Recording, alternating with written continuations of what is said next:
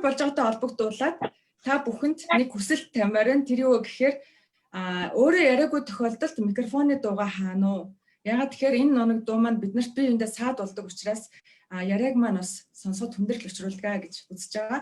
За хүнийхээ тухай ярилцсан уулзалт маань ерөнхийдөө бол яг үхээр яг тодорхой цаг үеийн хүнийхээ асуудлуудаар энэ чиглэлээр хийгдсэн томоохон судалгааны ажлын үрээнд болдог бол өнөөдрийн уулзалтын гол онцлог нь Монгол улсын хүний эрхийг хамгаалах механизмд цоо шин одоо бас нэг түүх одоо болж нэмэгдэж байгаа эрүүдийн шүүхээс өрсөлдөн сэргийлэх үндэсний механизмын хүрээнд болгож байгаараа онцлогтой.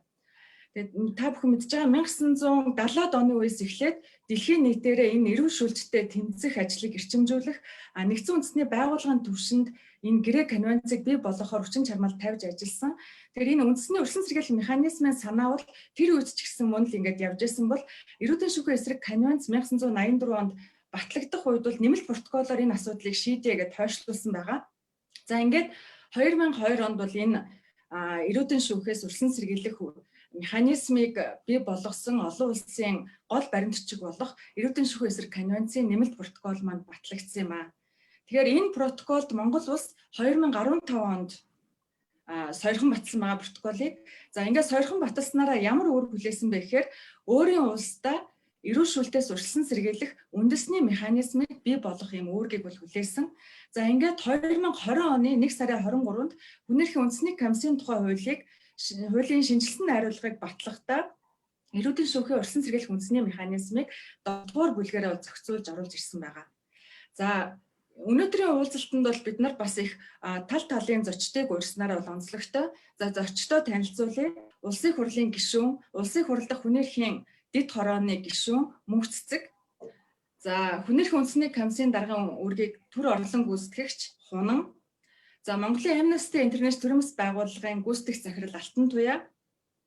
Авилгатай тэмцэх газрын мөрдөн шалгах хилцээний 3 дугаар албаны дарга Жаргал Баатар. За Монголын хуульчтай холбооны эрүүгийн эрх зүйн хорооны тэргүүн Оюн Болд нар өнөөдөр оролцож байна. За тэгээд энэ хилцүүлгээ эхлэхийн өмнө бас зэвсэг түвшний байгуулагдсны 100 жилийн ойн баярын мэндийг энд оролцож байгаа эрчүүдтэй болон энэ салбарт ажилладаг эмэгтэйчүүдтэй хүргье. За ингээд та бүхэн мэдж байгаа Хүнээрхийн тухай ярилцсан хилцүүлэг маань бол юм чөлөөт байдлаар өрнөдөг учраас бүгд та бүхэн ингээд чөлөөтэй ингээд оролцоод санал хүсэлтээ хэлэх боломжтой. За та бүхнээс нэг зүйл хүсэх зүйл бол боломжтой бол видеого харуулаарай. Тэгээд өөрөө ярихаас бусад тохиолдолд микрофоноо хаагаарай. Асуулт асуух болвол чат дээр бас асуултаа асууж болно. Эсвэл өөрөө шууд гараа өргөд асуултаа тавих боломжтой гэдгийг хэлмээр байна. За энэ хилцүүлэг маань Facebook-ээр шууд дамжиж байгаа учраас Facebook дээр дамжуулан сонсож байгаа хүмүүс бас биднэрт асуултаа тавьж оролцох боломжтой. За ингээд манай эхний одоо нэг хэсэг бол юу гэхээр зочин оролцогчд маань одоо энэ асуудлаар өөрсдийн одоо үзэл бодол байр суурь хуваалцснаар эхэлдэг байгаа. За тэгэхээр юуны түрүүнд энэ эрүүдийн шүүхээс өрсөлдөн сэргийлэх үндэсний механизмын тухай энэ тал талын төлөөллийн байр суурийг эхлээд сонсгоос эхлэе гэж бодож байна. Тэгээд улсын хурлын эрхэм гишүүн Мөнх Цэцэг танд микрофоноо нээж үгээ хэлхийг хүсэж байна.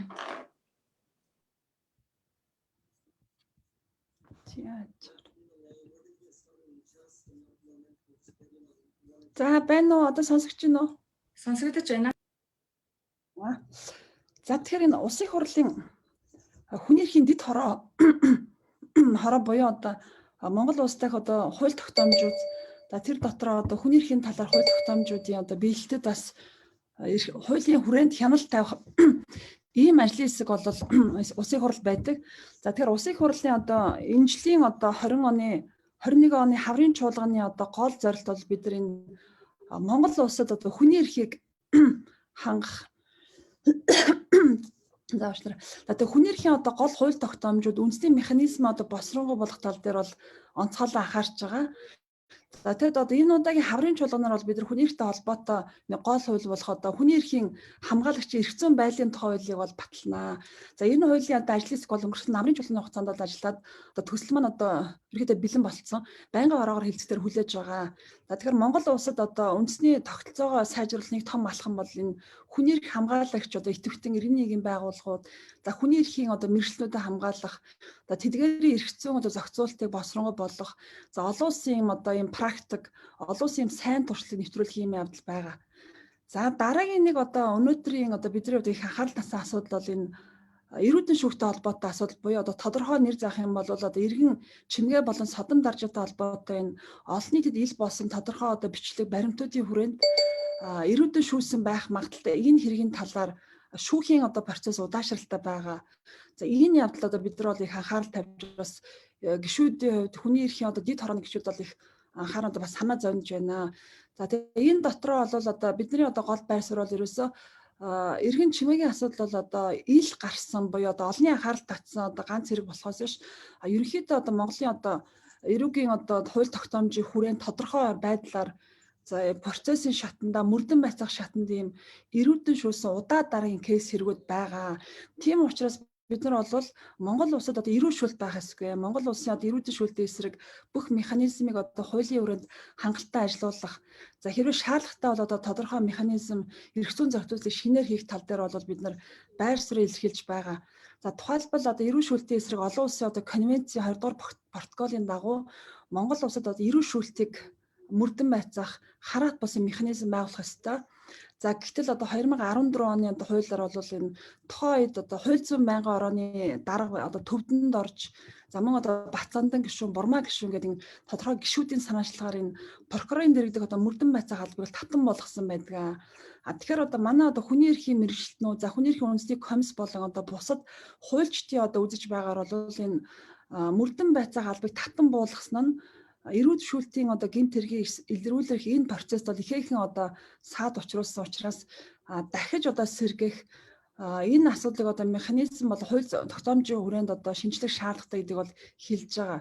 За тийм учраас өнөөдрийн энэ хурал дээр одоо манай хүний эрхийн зүтгэлтнүүд за прокурор болон одоо цагдаагийн за хүний эрхийн үндэсний комиссийн одоо төлөөлөл та бүхэн манаас тодорхой байр илэрхийлж эрүүдэн шүүхийн эсрэг одоо өнөөдрийн хууль тогтоомжид ямар одоо шинжилт оруулах шаардлагатай байгаа гэдэг тал дээр бас одоо хууль тогтоомж бид нар санал хүсэлтэд ирүүлээрэ гэж одоо хүлээж байна. За ингээд хурлын үйл ажиллагаанд амжилт хүсье. Бас бодиттой бөгөөд хүний эрхийн үндэслэл бүхий одоо томоохон одоо санал шийдлүүд гарна гэдэгт бол байна. За баярлалаа. Тэгэхээр мөнхцөг гишүүн бас хууль тогтоогчдын зүгээс нь эрүү шүүлттэй тэмцэх урьдчилан сэргийлэх чиглэлээр одоо гол анхаарч ялангуяа энэ хаврын чуулганы үеэр бас төлөвлөсөн ажлаа бид нартай ингээд хуваалцсанд баярлалаа. Тэгэхээр миний дараагийн одоо үг гэлийг урих хүн маань бол хүний эрхийн үндэсний комиссийн даргын үүрэг гүйцэтгэгч Хунан байгаа. Тэгэхээр энэ хүний эрхийн үндэсний комиссийн дэргэд байгуулагдсан үндэсний урьдчилан сэргийлэх механизм маань нэлээд онцлогтой. Энэ бол хүний эрхийн үндэсний комиссийн гишүүдийн тоог нэмж байгаа хэрэг биш. Яг тусдаа энэ асуудлыг хариуцсан юм механизмыг комиссийн дэргэд байгуулж байгаа. Тэр үүнтэй холбоотой комиссийн байр суурийг сонсё гэж бодож байна.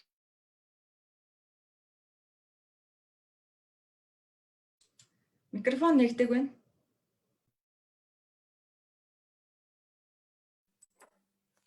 За одоо сонсогдож байна. За та бүхэнд энэ өдрийн мэндийг дэвшүүлье. Тэгээд нээлттэй нийгэм форумтай хамтран зохион байгуулдаг энэ ээлжид хэлэлцүүлэгт оролцож байгаа та бүхэнд баярлалаа. Тэгэхээр өнөөдрийн энэ хэлэлцүүлгийн сэдэв бол их чухал сэдэв байгаа. Яагаад гэвэл энэ эрүүдэн шүүх хүнтэй хэрцгий хүнлэг бус нэр төрийн доромжилсан байдлаар харьцах гэдэг бол хүний эрхийн ноцтой зөрчил байдаг. Тийм учраас энэ зөрчлийг арилгах, энэ зөрчлөөс урьдчилан сэргийлэх үндэсний механизм байгуулна гэдэг бол энэ хүний эрхийн хамгаалах чиглэлд хийж байгаа маш том одоо чухал алхам гэж бол харж байгаа. За энэ хүний эрхийг энэ эрүүдэн шүүхээс урьдчилан сэргийлэх үндэсний механизм гэдэг бол яг одоо хүний эрхийн үндэсний байгууллагын одоо үндсэн чиг үүрэгт бол бас яг шууд байдлаар хамаарах гөрөлдөг комиссийн одоо нэг бүрэлдэхүүн гэдэг ийм байдлаар бол бас үздэггүй. Энэ бол тусдаа механизм байдаг. Тийм учраас энэ хоёр одоо үйл ажиллагааг одоо хүний эрхийн үндэсний комиссийн үйл ажиллагаа тэгээд энэ урьдчилан сэргийлэх үндэсний механизм гэдгийг бас ялгаж салгах нь бас зүйтэй байгаа. Хэдийгээр одоо бид нар хүний эрхийн үндэсний комиссийн тухай хуулийг шинжилэн батлаад комиссийн дэргэд энийг одоо байгуулсан ч гэсэн энэ бол комиссийн бас үндсэн одоо нэг бүрэлдэхүүн хэсэг гэж бас төдийл ойлгох одоо боломжгүй энэ тусдаа одоо бие даасан үйл ажиллагаа явуулдаг гэдгээр онцлог байгаа гэдгийг бас онцолж хэлмээр байгаамаа. За тэгтээ мэдээж хэрэг энэ комиссийн одоо эрдэнэ шүүхийн эсрэг асуудал, урьдчилан зэрэглэх асуудал хариуцсан гишүүнд тавигддаг шаардлагууд бол комиссийн гишүүнд тавигддаг шаардлагуудтай болоод адилхан мөн адил одоо баталгаанууд нь бол адилхан байдгаараа бол бас онцлог. За энэ хуулийн одоо бий болох одоо үндсэн нөхцөл нь бол би бас энд онцлж хэлмээр байгаа. Юу вэ гэхээр энэ Монгол улсад хүний эрхийн чиглэлээр үйл ажиллагаа явуулдаг төрийн болон төрийн бус байгууллагуудын одоо хичээл санаачлаг идэх зүтгэлийн одоо үр дүнд бий болсон. Тэгэхээр энэ үндэсний байгууллагыг бол цаашдаа бид бүгдийн одоо хамтын хүчээр илүү одоо боловсронгуй сайжруулж үр дүнтэй болгохыг бол одоо бас онцлох нь зүйтэй. Тэгэхээр бол та бидний оролцоо чухал гэдгийг бол бас хэлмээр байгаамаа. За Монгол улсын хувьд бол зохицуулалтын хувьд эрдэнэ шүүхээс урьдчилан зэрэглэх асуудал хариуцсан нэг гишүүн гэж явж байгаа. За хэдийгээр өнгөрсөн жил одоо хуулийн батлагдаа сонгон шалралт явагдсан ч тэр гишүүн маань хараахан томлогдоогүй байна. Тэгэхдээ энэ хаврын чуулганаар бол томилогдож одоо бүрэн эрхээ хэрэгжүүлж үндэсний механизм маань одоо бүрэн утгаараа ажиллаж эхэлнэ гэж бол хүлээлттэй байгаа харж байгаа. За доороо бол аппараттай байна.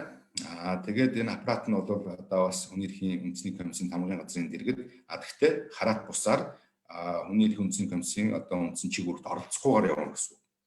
За хуулинд бас нэг онцлон зааж өгсөн юм бол хүний эрхийн үндэсний комиссийн гишүүн эрдэнэ шүүхээс урьдчилан зэрэглэх асуудал хариуцсан гишүүний ажилд бол хөндлөнгөөс оролцохгүй нөлөөлөхгүй гэсэн одоо ийм заалтыг оруулж өгсөн байгаа. Өөрөөр хэлбэл энэ юу гэж гэнэ вэ гэхээр энэ гишүүн маань бол одоо хараат бусаар бие даасан байдлаар хинээс ч хараат бусаар өөрөө одоо өөрийн хууль заасан чиг үүргийн хүрээнд бол бие дааж үйл ажиллагаагаа явуулна гэсэн. За энэ хүрээнд юу хийх юм бэ гэхээр мөрдөн шалгах ажиллагаа бол явуулахгүй. Тэгэхээр олон улсын байгууллагын зүгээс бид нар юу ямар зөвлөмж өгдөг вэ гэхээр энэ мөрдөн шалгах ажиллагаа бол бас тусдаа байгууллага байх ёстой. Урьдчилан зэрэглэх механизм бас ингээд бие даасан юм байх ёстой гэдэг ийм зүйлийг бол тавьдаг. Зөвлөмжийг бол өгдөг. Сүүлд одоо UPR-ын 3 дахь ээлжид хэлцүүлдэгээр бол бас яг энэ асуудлаар бол 3 ч улс одоо манай улсад бол зөвлөмж өгсөн байдгийг. За тэгэхээр энэ механизм бол бид нар ямар ч байсан өнгөрсөн жил бол олон улсын хэм хэмжээ буюу эрдэнэ шүүхийн эсрэг конвенц мөн одоо нэмэлт протоколын шаардлагуудад бол нийцүүлэн байгуулж чадсан гэж харж байгаа. Тэгэхээр одоо энийг үр дүнтэй хэрэгжүүлэх хэрэгцээтэй байна. Энд бол одоо бид бүгдээрнийх нь оролцоо их чухал. Тэгээд хамгийн гол нь бид нэр энэ урьдчилан зэрэглэх механизмын мөн чанар агуулгыг бол сайн ойлгох хэрэгтэй байна. За энэ хуулиар бид нэр энэ яасан зүгээр явчих энэ хуулиар бол ямар бүрэн эрхтэй вэ гэхээр энэ гишүүн маань урьдчилан зэрэглэх асуудал хариуцсан гишүүн маань бол альва объектэд бол ямар нэгэн зөвшөөрлөгөөр нэвтрэх ийм эрхтэй байгаа. Энэ эрхийг бол хуулиар олгож өгсөн байгаа. За хяналт шинжилгээ хийх гэж байгаа. Тэгээ өөрөөр хэлбэл тухайн объект хүнд эрүүшүүлэлт тулгах, хүнтэй хэрцгий хүнлэг бус нэр төрөнд доромжсон харьцах тэр нөхцөл орчныг бүрдүүлсэн үгдийг бол шинжилнэ. Тэгээд энэ тал дээр бол хэрвээ тийм нөхцөл бүрдсэн байхаар бол одоо зөвлөмжийг хөргүүлж энэ зөвлөмжийн дагуу бол өөрчлөх тэр одоо нөхцөл байдлыг арилгуулах ийм одоо үр дагавар үр дүнг бол бий болгоно гэж байгаа. За баярлалаа. Босно тий. За тэгээд явцын дунд тэгээд бас яриад явъя. За тий. За тэгэхээр дараагийн асуултыг Amnesty International төрөөмс агуулгын гүйцэтгэх захирал Алтан Туяад шийдвэрлэж байна.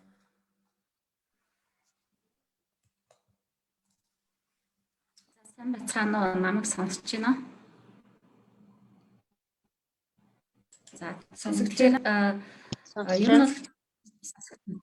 Ер нь бол эрдэнэ шүүхтэй одоо тэмцэх одоо хандлагыг өөрчилсөн энэ хандлага бол ганцхан одоо эрдэнэ шүүсэн хойно нь явах биш, илүү эрдэнэ шүүх асуудлыг бүтцийн хүрээнд нь харж ийм хандлагын өөрчлөлт хийх юм томоохон юм зорилготой учраас урьдчилан сэргийлэх механизм маань өөрөө бас их өргөн хүрээг хамардаг. Тэгээ энэ өргөн хүрээнд хамарсан ийм одоо үйл ажиллагааг явуулахад яалтчгүй бас иргэний нийгмийн байгууллагууд чухал хэрэгцээтэй оролцоотой байхаас өөр гарцгүй байгаа юм. Яа тэгэхээр та бүхэн бол мэднэ хорих байгууллагууд дэлхийн хяналт тавьж байна гэхээр мэдээж хорих байгууллагын өөрийнх нь дотоод хяналт байгаа. За гаднаас бол прокурор хянжээ. Одоогийн нөхцөлд бас хүний эрхийн үндэсний комиссаас хяналт хийж байна. За зарим тохиолдлуудад юу гэдгийг төрийн бас байгууллагуудаас тодорхой хорих анги дээр очсон хяналт шалгалт хийсэн ийм тохиолдлууд бол байж байгаа. Гэвч эдгээрүүд бол өөр хоорондоо бас учир дутагдaltaй ийм зүйлүүд энэ одоо байгаа хяналтууд бас тодорхой хэмжээнд бас бүрэн дүрэн эрүүл шүүлтээс урьдчилан сэргийлэхэд үр дүнгээ өгөхгүй байгаа учраас яг юм олон талт юм хараат бус хяналтыг одоо хорих байгууллагад бол явах нь зүйтэй гэж бол ингэж гаргаж ирж явсан байгаа. Тэгэхээр энэ хяналт маань өөрөө маш тийм одоо хөрөнгө мөнгө хүчийг бол их хэмжээгээр шаардна. Тэгэхээр тухайн хүнийг өөрийн дураар одоо гарч явж болохгүй газар гэж тийм. Тэгэхээр энэ гарч явж болохгүй газарт бол зөвхөн одоо хорих анги тийм ээ цагдам хорих төвүүд хамаардаггүй бас цэргийн хуарангууд хамаардаггүй юм дээр бас мөн одоо ахмад настан хүүхдгээд одоо хүүхдийн асрамжийн төв сэтгцэн эрүүл мэндийн төв хамаарахаас гадна тэдгээрийн одоо хөлөг унаа тийм машин хуйглан хүргэж байгаа машиныг хүртэл ингээд харах хяналтын хүрээ бол өөрөө машин мөргөн байгаа.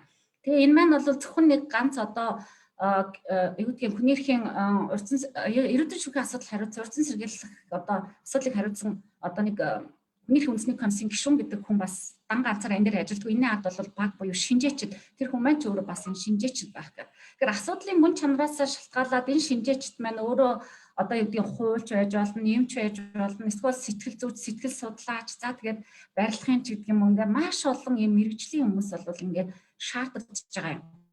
Тэгэхээр мэдээж манай Монгол улс бол хүний эрхийн үндэсний комиссийн тухай хуулинд өөрчлөлт оруулаад энэ бүтцийг бий болгохдоо нэг хүнийг томилно энэ дээр бас ажлын алба бол гаргаж өгнө гэж байгаа. Гэхдээ энэ ажлын алба гарсан ч гэсэн өөрөө бас энэ ажиллах хүрээ маань бол мөргөн хорих ангууд дээр одоо айлчилж очихоос гадна буцаад хорих ангууд дээрээ сургалт хийх одоо судалгаа хийж тэрнийхээ мэдээллийг олон нийтэд хүргэх гэдэг маш өргөн чиглэлд ажиллах учраас бол ялч хүн хүчний асуудал гардаг ийм бол зүйл байж байгаа юм. Тэгэхээр яг энэ одоо хорих анги дээр мониторинг хийхэд энэ хүн хүчний асуудлыг нөхөд бол иргэний нийгмийн байгууллагууд бол томоохон хэмжээгээр үүрэг бол гүйцэтгэн гэж бол харж идэг. Тухайлх юм бол хорих цагдам хорих төвүүд дээр одоо хяналт хийхэд нь одоо оролцдог тийм ээ. За мөн аливаа хэлбэрээр саатуулгдсан хүмүүстэй одоо ярилцлага хийхэд нь бас үр дүнтэй уулзалт хийхэд нь оролцдог. Та бүхэн хэрвээ анзаарч байсан бол бас хүний эрхийн үндэсний комиссийн одоо чиг үүрэгт бол гендерийн одоо тухайн хуулийн хэрэгжилтийг одоо хангах гэдэг асуудлууд байдаг. Гендертэй холбоотой ч юм уу, хүүхдтэй холбоотой ч юм уу, эсвэл бол үндэсний цонх, бэлгийн цонх гэдэг юм уу. Ер нь бол янз бүрийн асуудлаас шалтгаалаад маш ийм одоо нарийн мэргэжлийн одоо шинжээчдийн оролцоо одоо шаардагдж байдаг тийм ээ. Тэгжээж тэр одоо хорих анги дээр одоо хорих ангид хоригдсон хүүхд дээр эрүүл шүүл тулгасан гэдэг асуудал гаргаж бол комиссийн гишүүнээс гадна ахаад хүүхдийн сэтгэл зүйч юм эсвэл ахаад ийм одоо бусад мэрэгжлийн хүүхдийн эмч гэдэг юм ингээд хэрэг болоо гэхэд энэ нөөцөд бас хаана байж идэг вэ гэхээр төрийн бас байгууллагуудад бол бас ийм одоо хүний нөөц бол билийхэн бол байж идэг. Тэгэхээр тусгай мэрэгсэн одоо мэрэгчлэн сайн дурах нараа хангах юм болцоотой бол байж байгаа. За мөн одоо энэ одоо үндэсний урьдчилан сэргийлэх механизм төрийн бас байгууллагуудын оролцох бас нэг өөр нэг боломж нь юу байгаад байгаа гэхээр энэ хараат бус байдлыг нь хадгалах тийм энд бол ялч иргэний нийгмийн байгууллагууд бол бас томоохон үүрэг бол гүйцэтгэж байгаа. За мөн одоо урьдчилан сэргийлэх механизмын өөрийнх нь нэг үүрэг нь хориг гэдэг юм уу цагдам хоригч гэдэг юм уу тэр альва хэлбэрийн одоо тэр саатуулах төвүүд дээр айлчилж байгаа айлчлаас нь гадна буцаад нөгөө олон нийтэд мэдээлэл түгээх тийм ээ олон нийтийн санал асуулга нээлттэй асуулгах ч юм уу эсвэл бол эргээд мониторинг дээр үндэслээд хууль тогтоомжинд өөрчлөлт оруулъя гэхэд энд бол нөгөө төрийн бас байгууллагуудын оролцоо юу гэдэг гэхээр нөлөөллийн томоохон чадах нөөцүүд бол иргэний нийгмийн байгууллагуудад бол бүрдчихсэн бас зарим илүү мэрэгших чиглэлрүүгээ явсан одоо бодлогын нөлөөлөл хийдэг, хууль тогтоомжийн өөрчлөлтүүдийн нөлөөллийг хийдэг гэдэг энэ чадхууд бол ингэ байж байгаа. Тэгэхээр өргөн хүрээг хамарсан нийгмийн энэ том өөрчлөлтийг хийхэд бас яг энэ одоо нөлөөллийн нөөц нь бол бас хүний юуны иргэний нийгмийн байгууллагуудад бас орцох нь бол зүйтэй гэсэн зүйл байдаг. Маш олон одоо тийм олон улс орнуудад бас энэ одоо урьдчилан сэргийлэх механизмд бол иргэний нийгмийн байгууллагуудыг татан оролцуулсан, зарим одоо бүрэн эрхийг иргэний нийгмийн байгууллагуудад бас ингээ хувааж өгсөн ийм хэлбэрийг сонгосон ийм урьдчилан сэргийлэх механизмууд бол бусад улс орнуудад байдаг. Манай Монгол улсын хувьд бол хэдийгээр юу гэдгийг энэ урьдчилан сэргийлэх механизмыг байгуулахдаа хүний эрхийн үндэсний комиссар нэмэх нь 2-3 одоо мэрэгсэн төрөмс байгууллагуудыг одоо оруулж үүнийг Монгол улс дахь эрүүдэн шүүхээс урьдчилан сэргийлэх үндэсний механизм байна гэж бол харна гэдэг энэ одоо урайлга концепцийг бас нэлээд их ярьж ажлын хэсэг дээр бол ярилцаж явж байсан боловч одоо харамсалтайгаар одоогийн гарсан хуулиар бол үндэсний урьдчилан сэргийлэх механизмыг бол хүний эрхийн үндэсний комиссийн одоо урьдчилан сэргийлэх асуудал хариуцсан гишүүн түүний ажлын алба хэрэгжүүлнэ гэсэн одоо тийм одоо концепцээр бол гарч ирсэн. Гэхдээ иргэний нийгмийн байгууллагатай ажиллах олон улсын зарчим хэм хэмжээг үндэслээд энэ хүний эрхийн үндэсний комиссийн тухай хуулийн 33-ын 1-3 дээр одоо яг тэр иргэний нийгмийн байгууллагатай энэ урьдчилан сэргийлэх механизмд хэрхэн яаж хамтарч ажиллах вэ гэдгийг бол тусгаж өгсөн байгаа. За энэ тусгаж өгсөн залтанда юуг онцлсан байгаа гэхээр эрүүдэн шүүхтэй холбоотой судалгаа хийхийг за холбоотой мэдээлэл сургалт сурталчилгааны ажлууд хийх сургалтын хөтөлбөрүүдийг боловсруулад сургалтуудыг хийх дээр бол иргэний нийгмийн байгууллагуудтай хамтарч оролцсноо гэсэн одоо ийм байдлаар бол тэг ашигын бас байгууллагуудыг татан оролцуулж хамтарч ажиллана гэсэн байдлаар бол оролцсон байгаа. Гэхдээ ер нь бол бас дэлхийн нийтийн чиг хандлагыг тэгээд энэ одоо эрүүдэн шүүхтэй тэмцэхэд маш их хэмжээний хөрөнгө хүний нөөц шаардлагатай байдгийг харгалзаад бол илүү өргөн хүрээнд төрөмс байгууллагуудыг татаж оролцуулах нь бол зүйтэй гэдэг бол харагдаж байгаа. Тэгээд Amnesty International байгууллагын бол 2008 оноос 5 төрөмс байгууллагыг ингэж мэрэгшүүлж яг урьдчилан сэргийлэх механизмын хүрээнд хяналт хийдэг тийм одоо байдлаар мэрэгшүүлээд 5-20 хан дээр юм одоо 6 сарын хугацаатай тогтмол хяналтыг ингэж хийсэн юм одоо туршлага бол байгаа. Тэгээ үүний тайланг бол олон нийтэд бол тухайн үедээ гаргаж ирсэн. Та бүхэн бас олоод унших юм одоо боломжтой. Тэгэхээр ер нь бол энэ урьдчилан сэргийлэх механизмд бол иргэний нийгмийн байгууллагыг татан оролцуулах нь үнэхээр зүйтэй байгаа юм. За үүгээр өөрийнхөө яг тэгээ бусад үед ярих уу те. За баярлалаа. За тэгэхээр бас манай нэг оролцогч төлөөлөл болох Жаргалбаатар дарга орж ирсэн байна уу? Байна. За. За тэгвэл Жаргалбаатар даргад микрофон шилжүүлээ. Сайн байцгаана уу? Та бүхэнд энэ өдрийн мэндийг хүргэе. Тэгээд би энэ хэлцүүлэлт бас нэг өөрийн байр суурийг, бодит байдлуудыг тодорхойлж хэлж ярих зорилготойгоор орж ирлээ. Тэгээд миний ярих зүйл юу вэ гэхээр зэрэг бидэнд өнөөдөр тулгараад байгаа нөхцөл байдал юу вэ? Бидний байгаа төвшин ямар төвшөнд байгаа юм? Бид цаашид энэ байгаа төвшингөө тодорхойлсны дараа цаашид ямар төвшөнд юу хийх, ямар төвшөнд хүрэх зорилготой тодорхойлоод хийх ажлаа тодорхойлох гарц болно гэж би харж байгаа. Тэгээд өнөөдөр эрүүл шүүлт болох гэмт хэргийг нэгэнд гэмт хэрэг тооцоод хүн төрөлхтөн гэмт хэрэгтэн тооцсон. Монгол улс бас эрүүл үйлдэл гэмт хэрэг тооцоод гэмт хэрэг тооцсон учраас гэмт хэрэгээс урьдчилан сэргийлэх нэгд үйлдэгдсэн гэмт хэрэгийг илрүүлэн мөрдөн шалгах чиг үүрэггүй байгууллагуудын үйл ажиллагааны нэгдэл байна гэж ойлгож байгаа.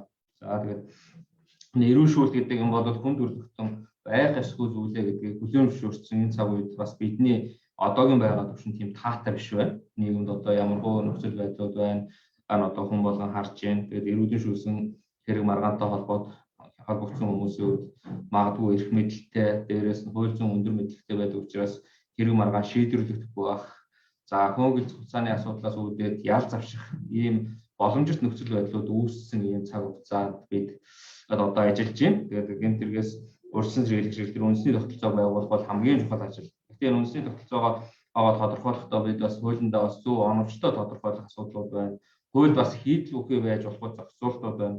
Одоо ингээд хүний эрхийн үндэсний комиссийн одоо бүрийн эрхийг ингээ харж байхад бүх газарт нэвтэрч орох эрхтэй гэдээ хуульчлаад өгсөн. Гэтэл зэрэгцэн хэмжээ буюу шүүхэн шийдвэр гүйцэтгэх буюу салбарын харилцаа зохицуулсан хуулийнхаа 196 дугаар зөвлөлд болохоор зэрэг албаны шийдвэрээр хэрэгжүүлж байгаа прокурор цаадгүй нэвтрэхээр бус халдвар шахнууд бол зөвшөөрлөөр нэвтрэхээр бусад хүмүүс зөвшөөрлөөр нэвтрэхээр ийм тогтолцоо. Энэ зөвшөөрлийн тогтолцоо гэдэг нь өөрөө гэмт үйлдэлийг, гэмт хууль бус явдлыг таслан зогсооход хамгийн төв чирэгэл учруулдаг асуудал байна. Тэгэд энэ эрүүл шүүлттэй Тэгээ тэмцэх гишүүний хувьд бол өөрийн ажлын багтаа хүн хүчний хувьд бол цомхон байх юм шиг байна лээ. Гэтэ энэ бол ийм хязгаарлаж болохгүй зүйл юм байна.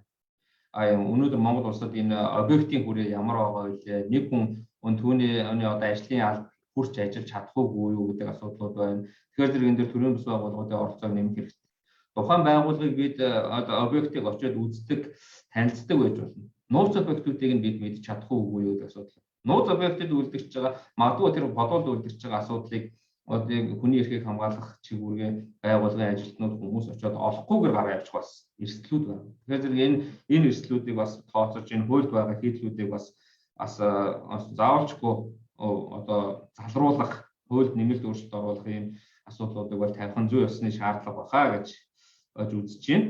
Тэгээд энэ эрх мэдэлтэй хүмүүстэй харьцаж байгаа энэ эрүүдэн шүүх ажлыг дандаа эрх мэдлгүй хүмүүс үйлдээд байгаа учраас энэ хүмүүсийг сургах асуудал бол хамгийн чухал асуудал. Энэ хууль зүйн сургуулиудад одоо тэр тусмаа хууль сахиулах сургууль, бусад энэ чиг үүргийн сургуулиуд дээр энэ хүний эрхийн мэдлэг олох сургалтыг түгээмэл явуулдаг байх хэвээр. Магадгүй биднийг баг байхад иргэний хамгаалтын хичээлийг гамшигаас хамгаалах газараас сургадаг байсантай адилхан хүний эрхийн комисс сургалтынхаа багц цагийг тодорхойлоод сургуулиудад сургалтаа хийдэг мэдлэг олж авч чадчихгүй юу гэдгийг шалгадаг, дүгндэг ийм зүйлүүд байх юм бол бас энэ урьдчилан сэргийлэх ажилд дөхөн болох болов уу гэж хувь хүний хувьд бодож байна. Тэр тусмаа энэ сэтгэл судлалын асуудлууд, хүнтэй харилцааны чиглэлийн сургалтууд бол үнэхээр дутмаг. Гэмт хэргийг илрүүлэх, гэмт хэрэгтэй тэмцэх, арга арчилтаа төлхөө сургаад байгаа болов уу? Хүнтэй харьцах, хүний эрхийг хамгаалах чиглэл дээр бас сургалтууд өгдөөд байдаг нөхцөл байдал байж болзошгүй маа гэж дүгнэж байгаа. Эрүүшүүлэлттэй холбоотой ийм асуудлууд ууд гараад байна. Энээс урьдчилан сэргийлээч гэдэг энэ мөрдөн шалгачийг үүргээ байгууллагууд дээр сургалт хийгээд 2 хоноогүй 3 хоноогүй нэгж газруудаар яваад зүгээр ажил танилцаад яваад үзэхээр зэрэг нөгөө газрууд дээр нөгөө л чи мэдүүлгээ өг гэж хүнээс загнадаг хэлбэр, нөгөө шахдаг шаарддаг хэлбэр байж л байна. Энэ өнөөдөр Монгол эрүүгийн хэрэгэн шийдвэрлэх болон конвенц дээр болохоор зэрэг хамгийн гол агуулга нь юу юм бэ гэхээр зэрэг тухайн хүнийг бол одоо эрүү мэдүүлэг авахаар одоо хамгийн их чөлөөнд нь халдсан байх, эсвэл сэтгэл санааг нь шалган зовоосон байх гэдэг ийм хоёр үндсэн шалгуур байна. За хэрэгээ илрүүлэхээ явж байгаа мөрдөгчийн үйлдэл үү, хүний эрхийг хамгаалагч үү гэдэг ийм бас дунд нь зааг гарч ирээд байна.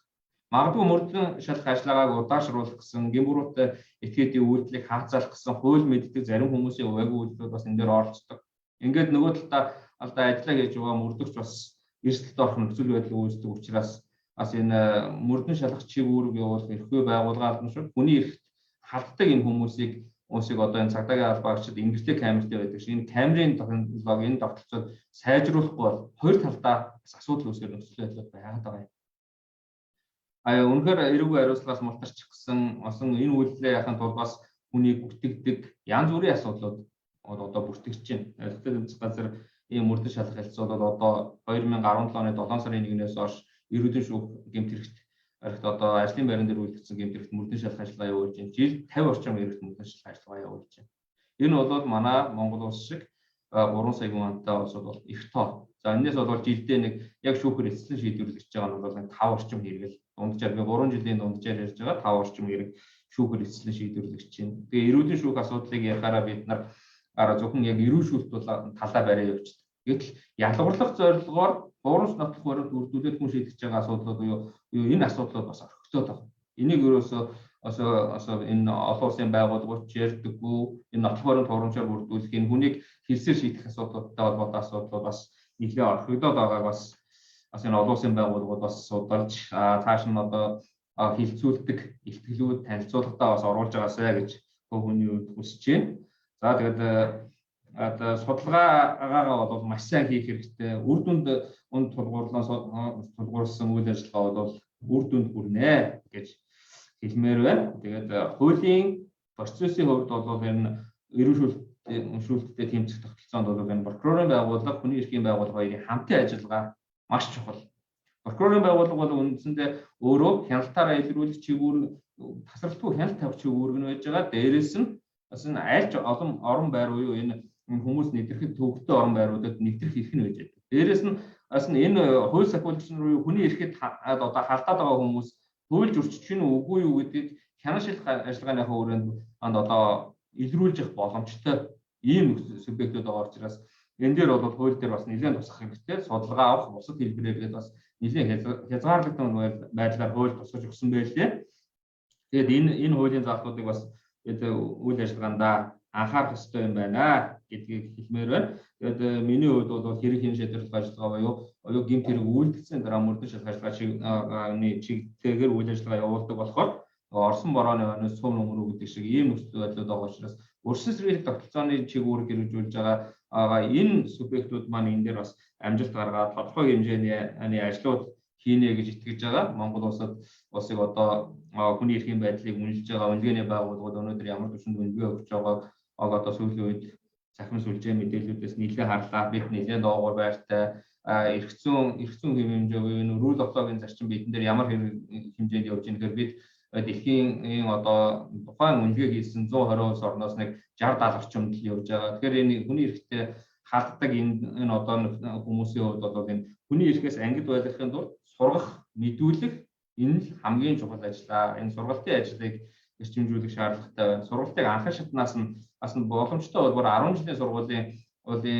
тийм ээ одоо 10 11 дэх ангид сургалтын хөтөлбөрт нь оруулах юм бол иргэнийхээ хувьд ч гэсэн эрхээ мэддэг, эрүүдэн шүүдэг байх нөхцөлөө мэддэг. Одоо энэ чиглэлээр бэлтгэж байгаа боловсон хүчний хувьд ч гэсэн ийм эрсдэл гаргахгүй байх, хүний эрхэд хөдөлгөөр халтахгүй байх нөхцөл байдлуудын үндсэн суурь нь болно гэдгийг хэлмээр байна. Тэгээд хилцүүлгийн явцад өөрийн санаа бодлыг нэмж ярих зүйлүүдэд тодтоод ирээ. За баярлалаа. Тэгэхээр өнөөдрийн сүүлчийн зочин Монголын хуульчтай холбооны эрүүгийн эрх зүйн хорооны тэргүүн оюун болтыг За хүрч байна. Сайн байцгаана уу? За өнөөдөр энэ хүний эрхийн тодорхой нөхцөл байдлууд тэр дундаа эрүү шүүлттэй тэмцэх одоо үндэсний механизмыг хэрхэн бүрдүүлэх вэ? Бид энэ хууль тогтоогчоос баталсан хуулийн үзэл санаа, хуулийн зүйл заалт хэсгийг хэрхэн одоо амь оруулж хэрэгжүүлэх вэ? Бид эндээс юу хүлээж байгаа вэ гэдэгт бас өөрийнхөө тодорхой бодож байгаа төсөөлж байгаа зүйлийн талаар бас хэлье гэж бодлоо. Өнөөдрийн байдлаар Монгол улсад бол жил дунджаар 30 орчим мянган гэмт хэрэг бүртгэгдэж байгаа. За дунджаар 21 мянган хүн ялагчаар татаж шалгагдаж байна. За ингээд нийт одоо цагтаа хоригдож байгаа, жилдээ цагтаа хоригдож байгаа хүний тоо дунджаар 1700 орчим байна. Мөрдөн байцаалтын явцад хэрэгсэхгүй болгож хэрэгэнд шийдэгддэг тохиолдол ингээ 200 орчим байна.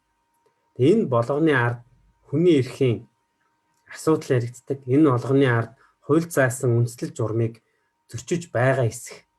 Мөрдөн байцаа мөрдөн шалах ажиллагаа явуулахдаа эрүү шүүл тулгах гэмт хэрэг байгаа юу? Эсвэл үүнээс хэрхэн урьдчилан сэргийлэх вэ гэдэг ийм асуудал бол бидний өнгөрсөн одоо 70 гаруй жилийн туршид бол толгой гаслахсан хамгийн том асуудлын нэг байсаар ирсэн. Хууль тогтоогчдоос ер нь эрүү шүүлтээс урьдчилан сэргийлэх тэмцэх энэ үндэсний механизмыг бүрдүүлэх зорилгоор энэ хуульд орсон өөрчлөлтийн талаар түрүүний бас сэлтгэгч нараа маань ярьлаа.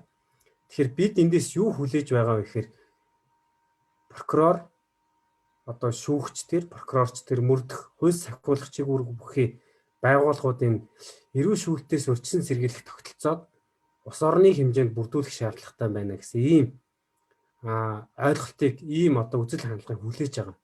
Дээрээс нь энэ эрүү шүүлтээс урьдчилан сэргийлэх чиглэлийг сургалтын үйл ажиллагааг нэг ойлголттой, нэг хандлагатай байх шаардлагатай. Хууль сахиулагчдын мэдлэг ур чадварыг бид арай өөр түвшинд бас аваачихгүй бол энэ асуудал ингээд хичнээн одоо хууль эрх зүйн орчны үед бид тодорхой зорилго тэмүүлж байгаа боловч энэ маань хүн дээр ирээд гацаад байна. Өөрөөр хэлбэл хууль хэрэгжүүлж байгаа субъектуудыг ирээд энэ асуудал маань бүдгэрээд байна гэдэг ийм бас судалгааны дүнгууд ч тодорхой энэ талаар ингээ харуулдаг. Тэгээ ийм учраас миний одоо хэлэх гээд байгаа гол санаа бол энэ маань одоо зөвхөн хүний эрхийн комиссийн хуульд заасан эрүү шүүлтэд тэмцэх гишүүн түүний ажлын алба бол бас биш юм аа. Тэгээ энэ дээр энэ хууль сахиулагчид бүгдээрээ хууль сахиулах байгууллага, прокурорын байгууллага, гэх мэт энэ гэмтэрэгтэй тэмцдэг чиг үүрэг бүхий байгууллагууд, дээрээс нь хүний эрхийн хязгаарлалт хийдэг энэ бүх байгууллагууд олон талт хамтын ажиллагаагаар Монгол улсад урьдчилан сэргийлэх, эрүү шүүлтээс урьдчилан сэргийлэх хэрвээ гарвал түүнийг одоо түүнтэй тэмцэх хариуцлага тооцох чадвартай ийм үндэсний одоо механизм бүрдүүлэх ёстой. Бид ийшээ тэмүүлэх ёстой л гэдэг ийм зүйлийг би зариуд тэмдэглэн хэлмээр байна. Тэгээ одоо зөвхөн өнгөрсөн хугацаанд хийсэн одоо шинэ хууль хэрэгснээс хойш гэтэл энэ эрүү шүүлт тулгах гэмт хэрэг маань нэг 10 хэдэл бүртгэгдсэн байх шүү дээ. Тэгээ шүүхээр шийдэгдсэн тохиолдол ингээ 3 байгаа. Тэгээ энэ хэрэг чинь дандаа нөгөө тодорхой эрхтэй хуулиар эрх ингээд олж авсан эрх мэдэл бүхий субъектүүдийн зүгээс үйлдэх хэрэг учраас нотлоход ихээхэн бэрхшээл шаарддаг. Түрүүн одоо Жаргалбаатар мөрдөгчөө хэлсэнчлэн энэ нөгөө прокурор гэж хүн бас мэдээж энэ эрүүгийн хэрэг хянаж шийдвэрлэдэг ажиллагааны явцад эхнээс нь дуустал хяналт тавьдаг хүн мөн боловч энэ прокурорын хяналтаас гадуур өөр олон үйл ажиллагаагаар хүний эрхийг хязгаарлаж яадаг, хорь саатуулж яадаг. Жишээлбэл гадаадын иргэн харьяатын одоо гадаадын иргэдийг төр саатуулах байр, асрах газар ингээд тодорхой дэглэм бүхий нэмлэг сэтгцэн эрүүл мэндийн одоо эмнэлгүүд гэх мэт энд тохиолдлуудад энэ эрүүл шүүлтийн янз бүрийн хэлбэрүүдийг байгааг үгүйсэх аргагүй байдаг. Тэгээ энэ хэдийд ч энийг очиж үзэж шалгах боломжтой экспертүүд ийм одоо хараат бус омбудсмен гэдэг ийм хүн байгаагаар энэ өөрөө бас нэг урьдчилан сэргийлэх алхам болох юм болов гэж харж байгаа. Тэгээ эцсийн дүндээ энэ одоо хилцүүлгээр ямар үр дүнд хүрээсэй гэж одоо бид бодож байна вэ гэхээр ер нь энэ шинэ одоо урьдчилан сэргийлэх тогтолцооны эдээс нь бид өөрсдөө юм аа. Тэгээ цаашдаа одоо энэ хүний эрхийн асуудал эрүү шүүлтээс урьдчилан сэргийлэх чиглэлээр сургалтын агуулга бодлогоо бид хамтдаа тодорхойлох хэрэгтэй байна.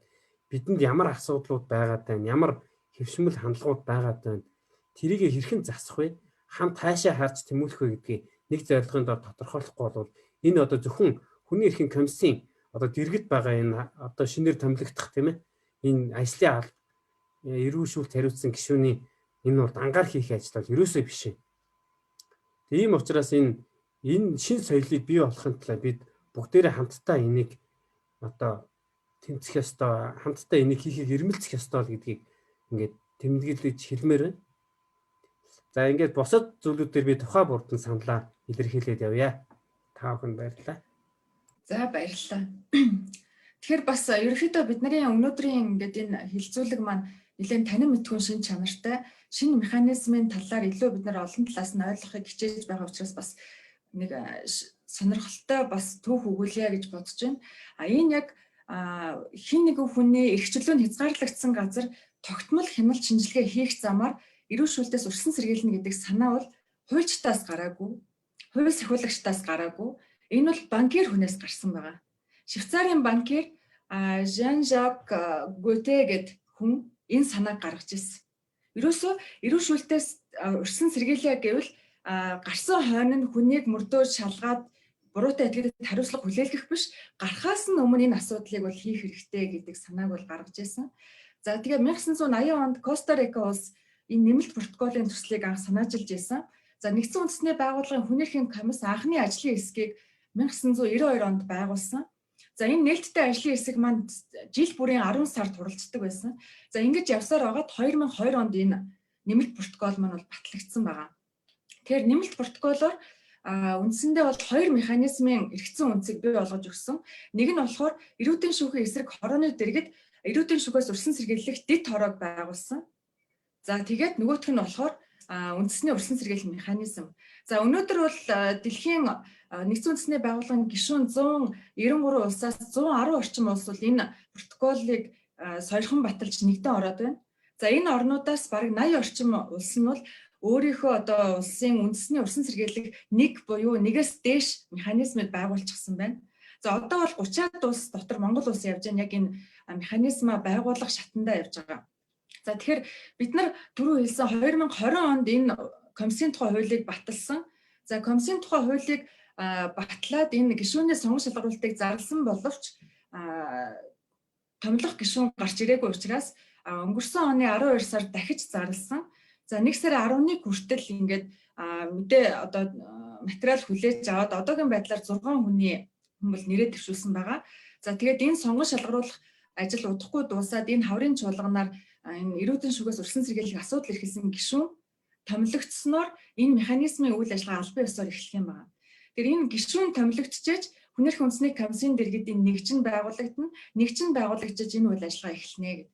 За тэгэхээр үндэсний урьдчилан сэргийлэх механизмтай холбоотой хамгийн чухал зүйл нь юу вэ гэхээр гарцаагүй зайлшгүй байх минимум одоо тэр үйл ажиллагааны баталгаа гэж яригдаад байна. Тэгэхээр нэгдүгээрт бол яг үхээр энэ бүх газар чөлөөтэй нэвтрэх ёстой гэдэг.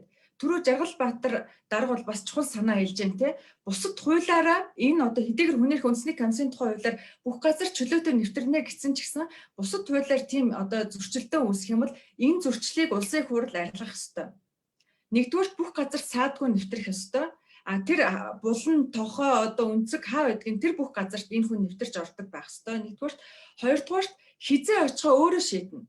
Хилж очих уу, шууд очих уу гэдгээ энэ үндэсний механизм өөрөө шийднэ. Тэрээс биш одоо үгдгийн нэг тогтмол хяналт шалгалцыг ингээ удирдамжаа явуулаад бид одоо танаа одоо газар одоо очиж ингэж яана гэх юм байхгүй. Шөнийн цагт ч очиж болно. Тэ? Заавал одоо үгдгийн тийм өдрийн цагаар хяналт шалгах нэгсэн байхгүй. Хэрвээ энэ хороо одоо энэ асуудал эрхэлсэн гишүүн маань хүсэх юм бол хэдийд ч хамаагүй очих боломжтой байх хэвээр. Дээрэс нь уулзаж ярилцах хүнээ өөрөө сонгоно гэж байна. За манай одоо үгдгийн цагдаа орох байранд байгаа энэ хүмүүстэй уулзаа гэдгийг цагдаа орох байрны удирдлага тодорхойлох биш. Энэ одоо үгдээ очиж хяналт шалгалт явуулж байгаа хүмүүс маань өөрөө энийгээ сонгоно гэдэг. Тэгэхээр энэ эрх зүйн баталгаа бол хүн эрхийн үндэсний комиссийн тухай хуулийн дээр бол тодорхой хэмжээнд ингээд тусаад өгчихсөн байж байгаа. За түүнээс гадна бас энэ үндэсний байгууллагын нэг чухал нэг зүйл нь бол юу гэхээр энэ зөвлөх чиг үүрэг байгаа. Зөвлөх чиг үүрэг хоёр янзаар орж ирсэн байна. Нэгдүгээрт тухайн газарт очиж хяналт шинжилгээ хийгээд гарсан алдаа дутагдaltaй холбоотой зөвлөмжийг тухайн газар хүргүүлнэ гэдэг. За комиссийн тухай хуулийн дээр орж ирсэн чухал зүйл нь хэрвээ тэр зөвлөмжийг хүлээж авсан албан тушаалтан тэр зөвлөмжийг хэрэгжүүлэхгүй бол яах юм бэ гэдгийг бас заагаад өгчихсөн байгаа. Тэр одоо үгдгийн үйл ажиллагааг нь зогсоох мэдээж зэрэг энэ маань юутай холбоотой гэхээр хувийн асрах одоо халамжлах үйлчлэгээ явуулдаг газрууд байж болно тийм. Тусгай шийдлэг явуулдаг үйл ажиллагааг зогсоох эсвэл тухайн байгууллагын удирдлагыг ажлаас нь чөлөөлөх гэдэг юм уу ийм үр дагавар үүсэхэр байгаа. Тэгэхээр зөвлөмж маань бас яг үхээр гарцаагүй хэрэгжих боломж нөхцлүүдийг бол энэ тусгаад өгчихсөн. За нөгөө талдаа бас нэг чухал зөвлөмж нь болохоор хууль тогтоомжийн төсөлд санал зөвлөмж өгөх. Хууль тогтоомжид санал зөвлөмж өгөх. Нэг өсөндөө энэ хууль өөрөө эрүүдэн шүүлттэй тэмцэхэд саад учруулж байна гэж үзэх юм бол тэр хууль тогтоомжийг өөрчлөх санал зөвлөмжийг энэ одоо гишүүн маань гаргах бас энэ эрх үүргийг бол энэ хууль тусгаад өгчихсөн үүгээрээ бол бас их ач холбогдолтой гэж харж байгаа. За дээрэс нь яхаа вөхөр энэ одоо үгдгийн үндэсний урьдчилан сэргийлэх механизм маань бас юм тайланг жил бүр хэвлэж явах хэрэгтэй. Тэгэхээр Монголын хуулиараа яаж зааж өгсөн бэ гэхээр жил бүрийн эхний удирдалд багтааж энэ гишүүн маань тайланг хууль зүйн байнгын орон төргүүлнэ гэж улсын хурлын хууль зүйн байнгын орон төргүүлнэ. Ингээд улсын хурлын хууль зүйн байнгын орогоор хилцүүлсэн тайлангаа олон нийтэд ил тод нийтлэх үүрэгтэй байгаа. Тэгэхээр жил тутам ингээд энэ тайлангууд гараад явна гэдэг маань бол энэ эрүүдэн шүүгээс урьдчилан сэргийлэх энэ механизмын хувьд бол маш чухал юм ач холбогдолтой зохицуулт болсон гэж харж байгаа. Тэгэхээр хууль тогтоогчдын зүгээс бол энэ үндэсний урьдчилан сэргийлэх механизмыг байгууллагатай нэмэлт протоколд бол нийцүүлэн эрх хэмжээний хувьд ингээд нийцүүлээд байгуулчихсан. Тэгэхээр одоо бол яг үхээр нэгэнт байгуулагдсны дараа практикт яаж энэ хараат бус байдлыг бид нар бэхжүүлэх үү? Яаж яг энэ чиг үүргээ чөлөөтэй ингээд зохион байгуулах боломжоор хангах вэ гэдэг дээр бол бид нар тал талаасаа түрүүний одоо манай зочин оролцогч нарын хэлээд байгаа шиг анхаарах шаардлагатай байгаамаа. Тэгжээж яг үхээр энэ механизм маань жинхэнэ утгаараа хүний эрхийг хамгаалах механизм дотор нэг чухал одоо чиг үүрэгтэй ийм одоо механизм болж бүрдэх учиртай. Тэгээ тэр ч үднээсээ бид нараас өнөөдрийн хилцүүлэгт энэ механизмын тухай нэг асуудлуудыг бас нэлээд оруулж ирж яриад байгаа. За яг одоо үндэсний урьдчилан сэргийлэх механизмтай холбоотой та бүхний асуулт байж болно. Гишүүдээс асуултууд орж ирвэл манай зочид хариулах боломжтой. Мөн одоо манай зочид бас тодорхой нэмж хэлэх зүйл байвал бас одоо хэлэх боломжтой.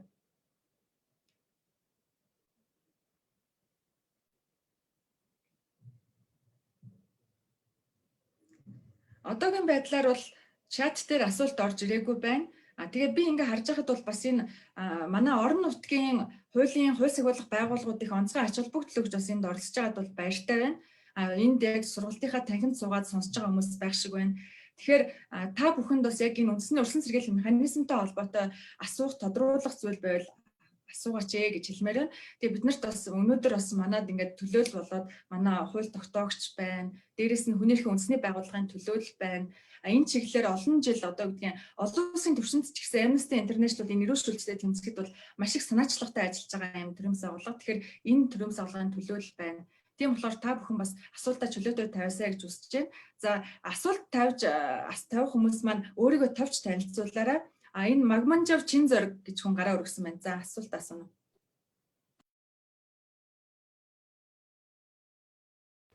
Микрофон алдтай байна.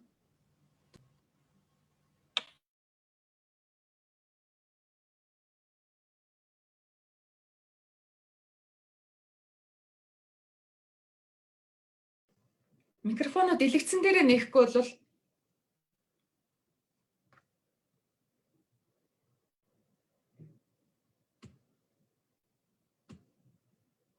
за би бол нээж өгөх боломжгүй байгаа юм байна. За тэр хооронд Янжмаа Батцүх асуултаа тавьж авах уу? Өдрөө сайн байцгаана уу? Би өдрийн соёнд ажилладаг намайг Янжмаа гэдгээ. Тэгээд би бас хотод ирсэн болохоор уучлаарай бас. Сонсож байна уу? Сонсож байна уу? Энд хүлээж байгаа энд асуулт дуусгах гэдэг. Тэгээд хотод явж ирсэн болохоор зарим юм уучлаарай давхардаж магадгүй. Тэгтээ би нөгөө энэ эрүүл шүүлттэй холбоотой энэ нийгэмд нөгөө бичлэгнүүд тархаад байгаа шүү дээ. Тэрнтэй холбоотойгоор нөгөө хүмүүсийн дунд манай энэ одоо мөрдөгч гэдэг юм уу те хэрэг шүүж байгаа юу хүмүүс одоо гүйцэтгэж байгаа хүмүүс те тэр юу яаж байгаа байна хавтгайдаа одоо энэ те эрүүл шүүлт тулгах замаар хэрэг хүлээлгэж гин гэсэн ойлголт нэг тараад байна л да. Тэгэхээр энд сууж байгаа оролцож байгаа хүмүүсээс үнэхээр тийм тохиолдол маш тийм өргөн тавчаад байгаа мó эсвэл зөвхөн зоргийн хэрэгтээр яригадаад байгаа мó гэдэг асуудал дээр тэр хүмүүс үнэхээр тийм гэдг дээр бас нэг хариулт өгчүүл зүгээр байна. Тэгэхээр тэр эрүүл шүүлтээ урьдчилан сэргийлэх хүний эрхийн комиссийн гишүүнд ингээд бид нар их найдлага тавьж байна л да. Гэхдээ өнөөг хүртэл явж ирсэн юунд харахаар бол хүний эрхийн комиссийн гишүүд маш их олон Amnesty-гийн зүгээс ч гэсэндээ маш олон удаа санал зөвлөмж өгж ирсэн боловч шийдвэр гаргагчдын зүгээс болохоор тэрийг нэг хэрэгжүүлэхгүй хүлээж авахгүй ойшоохгүй байх хандлага ажиглагдаж ирсэн. Одоо мэдээж шинэ механизмын тухай ярьж байна те. Тэгвэл өнөөх л хэвээрээ байвал одоо яаж шахалт үзүүлэх ёстой юм бэ? Тэ тэр талаар бас хариулаач. За баярлалаа. Ихэн чин зэрэг одоо сонсож байна уу? Сонсож байна уу? Сонсогдож байна. За сайн байна. Өдрийн мэнд. Энэ үндэсний орчин сэргийлэх механизмын асуудлыг бас хүндэж ярьж авал бас талархалтай байна. Ялангуяа энэ жишээлбэл одоо эрүүдийн шүүхийн талаар сургалт зохион байгуулах хэрэгтэй. Энэ бол манай энэ төр засгийн байгууллагууд болон тодорхой энэ хуулийн сургуулиуд зөвхөн ерөнхий хүний эрхийн сургалтыг яваад ялангуяа эрүүдийн шүүлтийн сургалт явуулдаг. Тодорхой цагуу заадаг, цагандаа хүрдэг. Тэр нь бас хязгаартай. Тэгэхээр суралцсан суралцсан маань бас байнга өөрчлөж яадаг. Гарсан дээр оюутан ажиллаж байгаа албан хаагчид бас энэ сургалтанд бас бүрэн сайн хамруулдаг. Энэ тал дээр бас онцгой анхаарах хэрэгтэй. Ялангуяа ингээд асуудал ирэхэд мөнгөний асуудал яригдчих. Сургууль хийхэд мөнгө байхгүй, ном гаргахад мөнгө байхгүй. Ийм асуудлаас болоод манай асуудлууд нэлээд хүнддэг. Энэ бас сургуультай холбоотой. Хууль сахиулах их сургуулийн байна. Бусад бас сургуулиудаар бас энэ хуульчнаар ялангуяа энэ 20 анги цагдаа бусад энэ байгууллагуудын сургалтыг нэлээд хөрөнгө мөнгөнд зааж өгөхгүй л асуудлууд хүнжиж байгаа. Ялангуяа энэ жишээлбэл сүүлийн үед бол энэ сэтгцийн эрүүл мэндийн асуудлаар нэлээд анхаарлаа хандуулах хэрэгтэй. Одоо энэ хууль тогтоох байгууллагын бас хүмүүс байгаа дээр бас саналаа хэлэхэд бол энэ сэтгцийн эрүүл мэндэд нэлээд анхаарлаа хандуулах болохгүй байна. Энд бас нэлээд бас хүмүүстэй уулзж ярьж байгаа асуудлууд байдаг. Энийг бас анхаарлаа хандуулаач. Ялангуяа тэр хорих байгууллагуудаар олон жил ашиглагдсан байрны асуудал. Энэ асуудал чинь нэлээд асуудал санаа зовоогоод байгаа. Жишээлбэл энэ Төв аймгийн асуудал байна, Баян-Өлгийн аймгийн олон жил баригдсан энэ орон байрны асуудал, хорих байгууллагын байрыг бас анхааралтай авч бас энэ захир шатны засгийн газар холбогдох газруудад судалгаа хийж энийг бас хаах асуудал дээр та нар анхаарлаа хандуулж гэсэн хүсэлтэй байна. Ялангуяа энэ хүний эрхийн их хурлын хүний эрхийн дэд хорооны бас эсвэд хэрэгт бол бас энэ төрийн бас байгууллагуудынхаа энэ тодорхой судалгаа хийж мэрэгчсэн энэ ажилчид хүмүүсийг бас энэ эрүүдийн шүүхийнхаа энэ үндэсний механизмд бас оролцуулж бас санал бодлыг бас сонсоод их зүгээр байна гэсэн саналтай байна. Тэгэд бас өөр асуудлууд хэлье. За. За баярлалаа. За микрофон хаач. За. Тэгэхээр саяны нэг хоёр хүний асуултанд хариулж явцгаах үед үлээ. Хүн дарга хариулах уу? За энэ сүүлийнхаас нь эхэлчихв дээ. Энэ Чинцоргой саналтай нэг байгаа. Тэгээд тийм ч учраас хуулинд бол энэ зүйлийг бол тусгаж өгсөн. Өөрөөр хэлбэл энэ эрүүдийн шүүхээс урьдчилан сэргийлэх асуудал гишүүн маань бол сургалт явуулна, судалгаа хийн. Тэгээд энийг бол тогтмол хийнэ гэж байгаа. Сурчлагаа явуулна. За тэгэхээр энэ чигүүрэг бол үндсэн нэг чигүүрэгт нь байгаа учраас энэ маань бол одоо ингээд тогтмол хийгдээд явна гэж бол харж байгаа. За хуулийн дараагийн нэг зүйлч юу вэ гэхээр энэ эрүүдийн шүүхээс урьдчилан сэргийлэх асуудал эрхэлсэн гишүүн маань өөрийн үйл ажиллагаагаа явуулахад санхүүгийн одоо тэр хараад тус байдгүй санхүүгийн баталгааг нь бол улсаас гаргаж өгнө гэсэн заасан байгаа. Тэгэхээр бол тэр төсөв мөнгө нь бол шийдэгдээд одоо явна. За мөн одоо энэ гишүүн маань өөрөө нэгжтэй байна, өөрөлд ажлын аппараттай. За тэгээ ажлын аппарат нь бол одоо энэ ажилд нь бол дэмжлэг үзүүлнэ. За үүнээс гадна хүний эрхийн үндэсний комисс өөрийн үндсэн чиг үүргийнхаа хүрээнд бол энэ эрүүдийн шүүхээс урьдчилан сэргийлэх асуудал эрхэлсэн гишүүнд бол дэмжлэг тусалцаа үзүүлээд явна.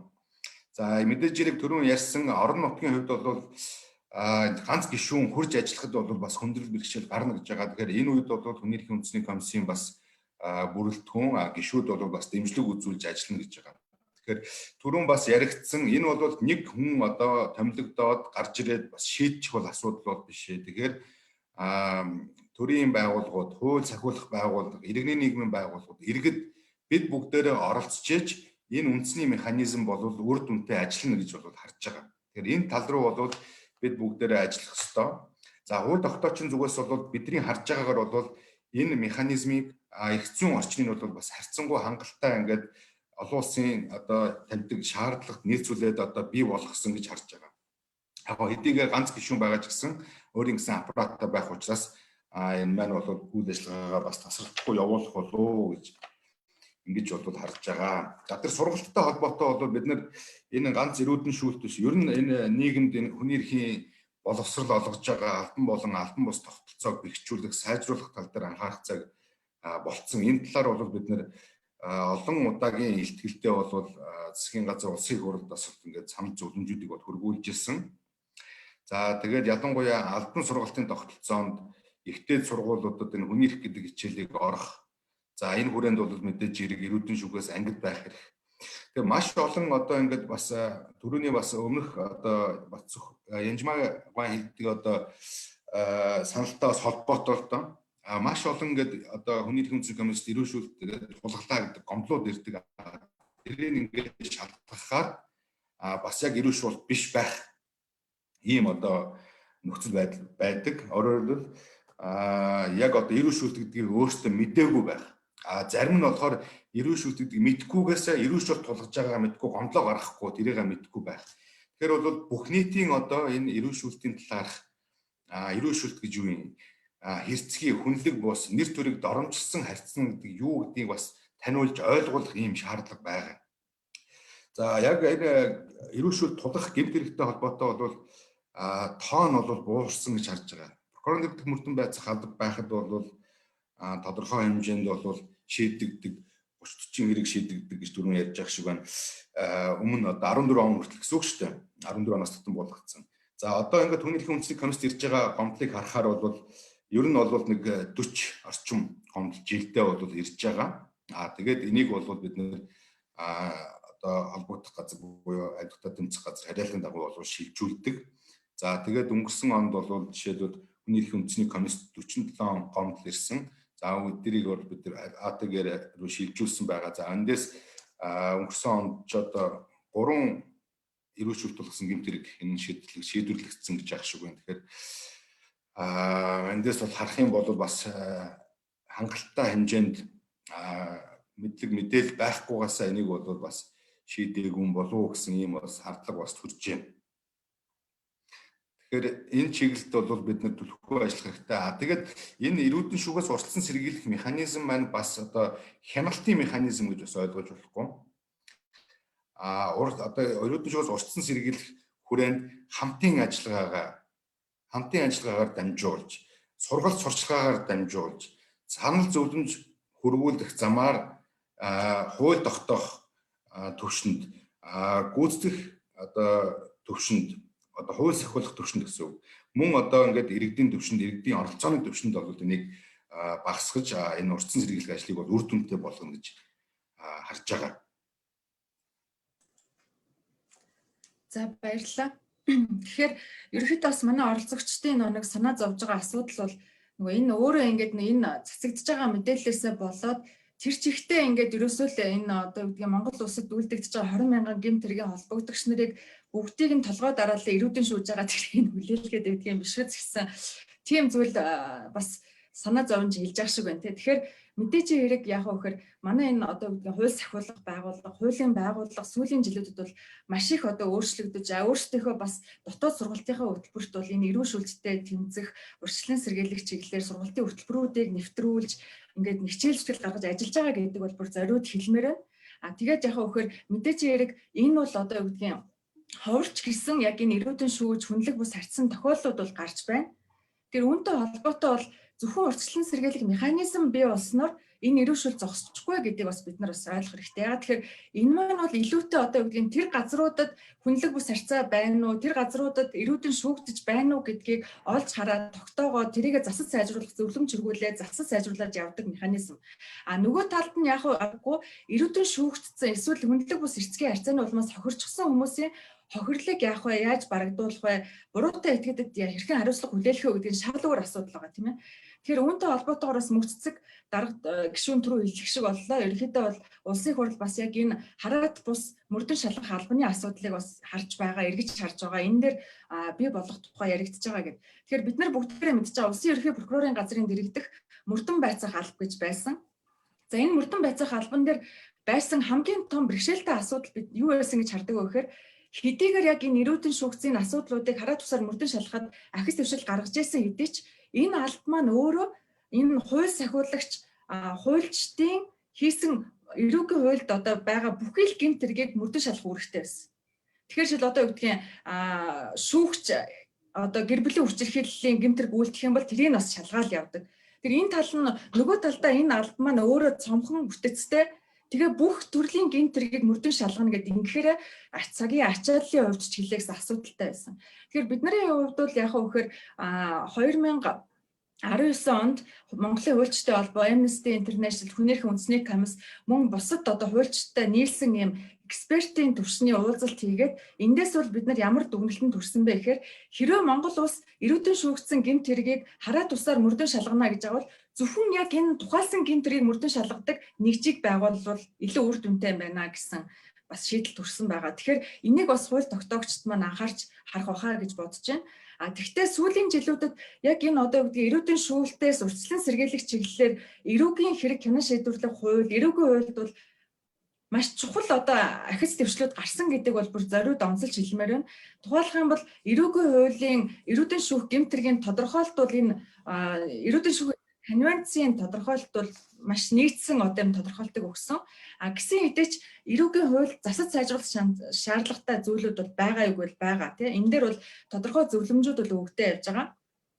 За түүнээс гадна эрүүгийн процессын хуулиар орж ирсэн энэ шүүхийн урьдчилсан хилцүүлэг, цагдаа хорих хилцүүлэг гэдэг механизмыг бид нар маш үр дүнтэй ашиглах ёстой гэж харж байгаа. Яг тэгэхээр энэ шүүхийн урьдчилсан хилцүүлгийн механизмаар энэ эрүүгийн хэрэг хянан шийдвэрлэх ажиллагааны явцад гарсан алдаа дутагдлыг олж илрүүл засаж сайжруулах, ялангуяа энэ эрүүдэн шүүгдсэн эсвэл хүнлэг бус эрсгийн харьцааны улмаас хохирчсон тохиолдлуудыг илрүүлж энэ алдааг засах боломжтой байгаа. Тэгэхээр энэ шинэ механизмуудыг бид нар үр дүнтэй ашиглах юм бол эрүүдэн шүүлтээс үр дүнтэй тэмцэх боломжтой гэж харж байгаа. За манай бусад зочин оролцогчид энэ одоо гэдгийг саяны хоёр асуултан дээр нэмж хариулах зүйл байв нь. За тэгэхээр энэ дээр нэг тодорхой бас нэмэлт алтай хэлсэн зайжир. Байна уу? Байна. Сонсогч байна уу? Сонсогч байна. За мөгцөг шүү. За тэгэхээр тэр нөгөө 2014 онд нөгөө ерөнхий улсын прокурорын газрын дэргэдэх мөрдөн байцаах албыг татан буулгаад за энэ маань одоо ерөнхийдөө нөгөө яг эрүүдэн шүүх гэмт хэргийг илрүүлэх за урьдчилан сэргийлэх ажлууд үнэхээр том одоо бэрхшээл болсон гэдгийг бол манай одоо хууль шүүх хэмжээтэй судлаачдын одоо юунууд бол байр суурь байгаа. За тийм учраас сая энэ таад хэлжээр ерөнхийдөө яг энэ албыг хуучин нэрээр нь одоо хуучин бүсээр байгуулах уу эсвэл зөвхөн ийм мөрг функц бүхий одоо илүү тийм бас үр ашигтай ажиллах юм юу байгуулах уу гэдэг тал дээр бол ер нь судалгаа шаардлагатай. За сая одоо энэ сүүлийнхээ тоног энэ их хурлын гишүүн амт төвчин битэрийн зүгээс энэ иргэн чимээгийн асуудлаар энэ тодорхой эрүүдэн шүүлсэн асуудлаар ингээд судалгаа хийгээд хүмүүстэй уулзаад ингээд явж бол ерөнхийдөө ийм хараат бас механизм бол яаралтай байх шаардлагатай гэдэг нь бол үнэхээр тодорхой харагдсан.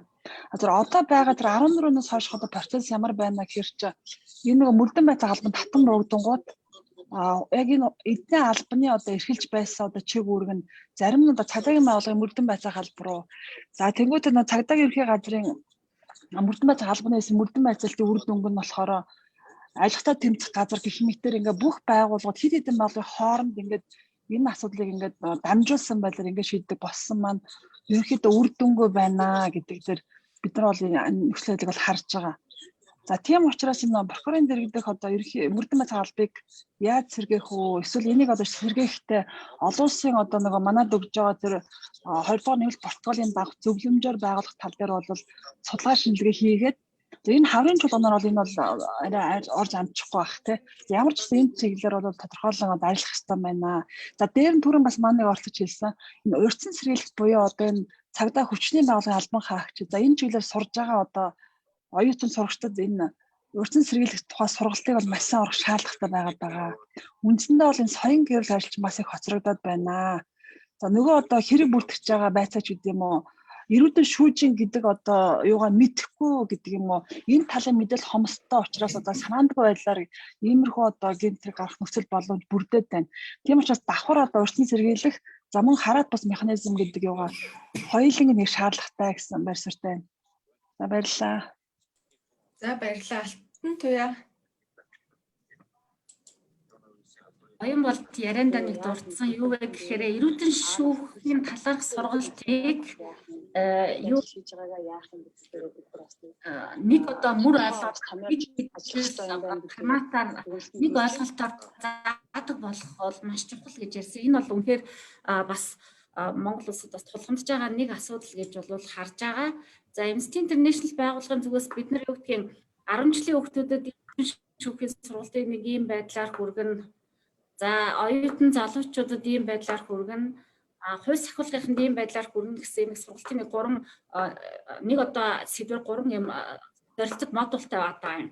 Энэ хүрээндээ бид нар бас өнгөрсөн 2 жилийн турш яг хувь сахиулах байгууллагын хувь сахиулах сургууль дээр одоо яг ямар модулаар эрүүдэн шүүхийг заадгийн хүний эрхийн үндэсний комисс ямар модулаар зааж байгаа юм гэдэг зүйлүүд дээр бид нар бас судлаад нэгтгээд ер нь бол цаашид нэгдсэн модултай бай болгоё бас хуульчдын холбоотой ярилцаа явж исэн. Тэгэхээр ер нь бол энийг бас нэг тийм ажил хэрэг болгоод ерөөсөө төрийн албанд ажиллаж байгаа хүн бүр одоо ковид бас биднэрт их давуу талыг өгж штэ юу гэхээр захим сургалт захимаар хүрэхтэй хэмжээний сургалт мэдээллийг түгээх цацах боломжийг олгож байгаа, авах боломжийг бас олгож байгаа. Энэ хүрээнд бол ерөөсөө төрийн албан хаагчаар томилогдлоо, албанд орлоо, эрүүдэн шүүхийн сургалтанд заавал хамрагддаг. Тэр нь одоо ямар хугацаатай ийм захим сургалтыг бөглөө, тэр захим сургалтыг дүүргэнгүүтээ сертификат аваад үнэхээр энэ сургалтанд орсон хүн эрүү шүүлтийн талаар гарцаагүй ойлголттой болсон гэж үздэг юм байх хэрэгтэй болж байгаа.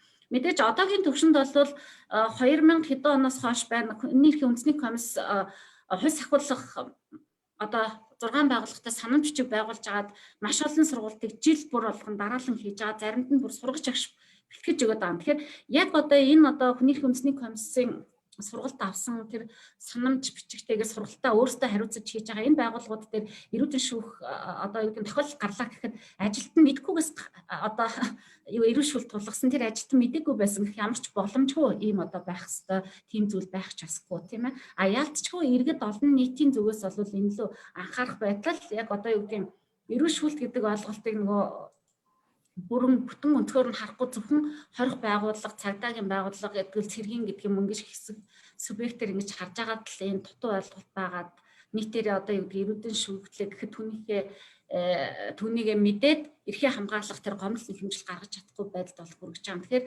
хэрвээ магадгүй шинээр одоо эрдэнэ сэргийлэх механизм маань эхлээд бүх нийтийн бас эрүүдэн шүүхийн асуудал арах боловсрол анхаарал эхлэх юм бол хамгийн ихний гарц бол яг юм модулуудаа нэгтгээд хамтарсан нэг юм модул өгдөг цахим платформыг бий болгох одоо ийм өргөн хэмжээний асуудлаас бол эхлэх нь бол зүйтэй байхаа гэж бол харж байгаа. За баярлалаа. Тэгэхээр эрүүдэн шүүхээс өрсөн сэргийлэх асуудал эрхэлсэн гишүүний бас нэг чухал чиг үүрэг нь энэ соён гэгэрүүлэх буюу эрүүдэн шүүхээс одоо урьдчилан сэргийлэх чиглэлээр сургалтын одоо сургалт зохион байгуулах, соён гэгэрүүлэх бусад үйлээс зохион байгуулахын чиг үүрэг байгаад байгаа. Тэгэхээр энэ чиг үүргийн хүрээнд магадгүй түрүүний яриад байгаа энэ тэнд тус тустай байж байгаа энэ одоо агуулгуудыг нэгтгээд нэгдсэн агуулгад бас нэгтгэхэд бас энэ гишүүн бас чухал үүрэг гүйцэтгэх хаа гэж бодож байна.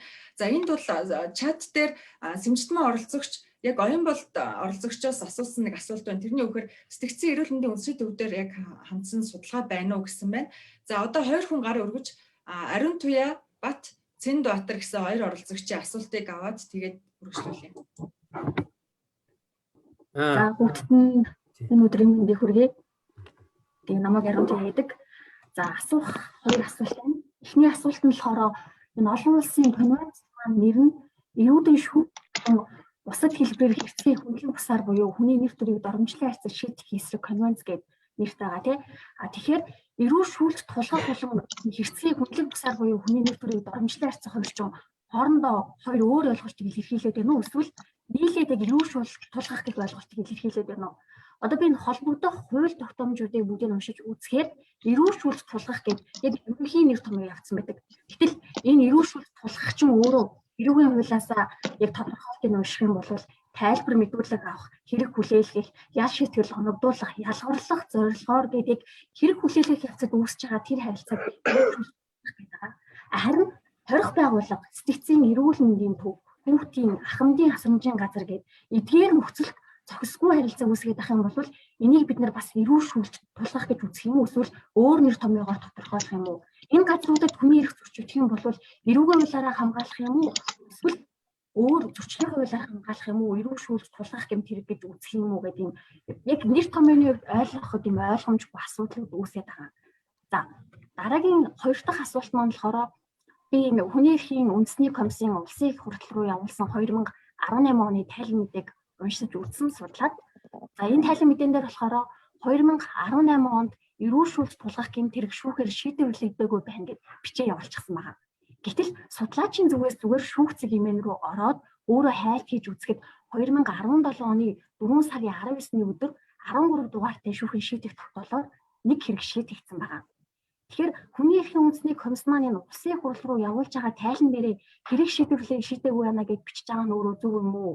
Өөртөө бас ян судалгаагаа хийгээд яг ямар хэрэг яаж шүүхээр шийдвэрлэгдсэн байна гэдгийг судлахгүй бол та нарын улсын хурал руу явж байгаа тайлан чинь бас хэр үнэн бодтой зөв яваад байна. Энэ дээрээ бас цаашид яг анхаарч ажилласаа гэж хүсэж байна. За баярлалаа. За баярлалаа. Бас хуульч Дэмбэрл асуултаа асууч. Тэгээд хариултаа өгөөд ер нь бол цаг маань өндөрлөгч байна.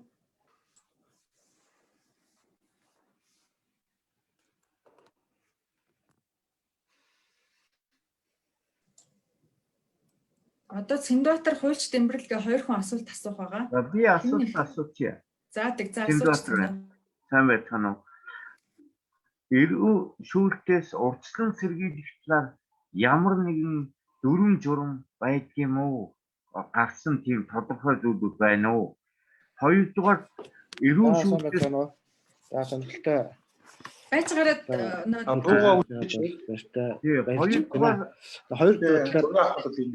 би нэг авна. Тоор ээлжилж ярихгүй бол эхлээд Цэндбаатар гэдэг оролцогч маань асуулт асууж байна.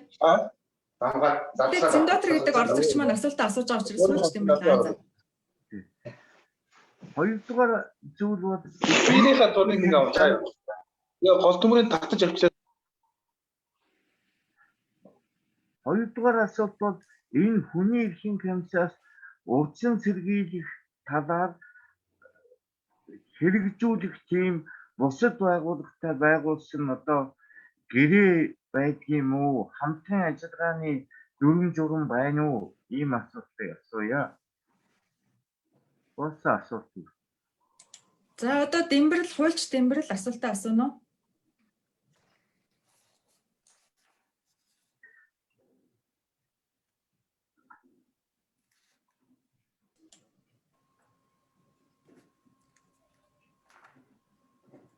Хуульч Дэмбэрэл байна уу? Орсон хуульч. Орсон хуульч. За Орсон хуульч асуултаа асууна уу?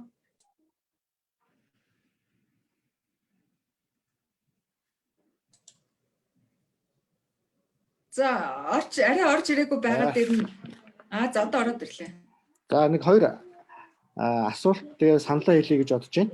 Ер нь бол одоо энэ прокурорд ирдэх мөрдөн байцаах албыг одоо байгуулъя. Байна уу? За сонсогдож байна. За тэгэхээр ер нь бол одоо энэ прокурорд ирдэх мөрдөн байцаах албыг одоо байгуулъя гэдэг энэ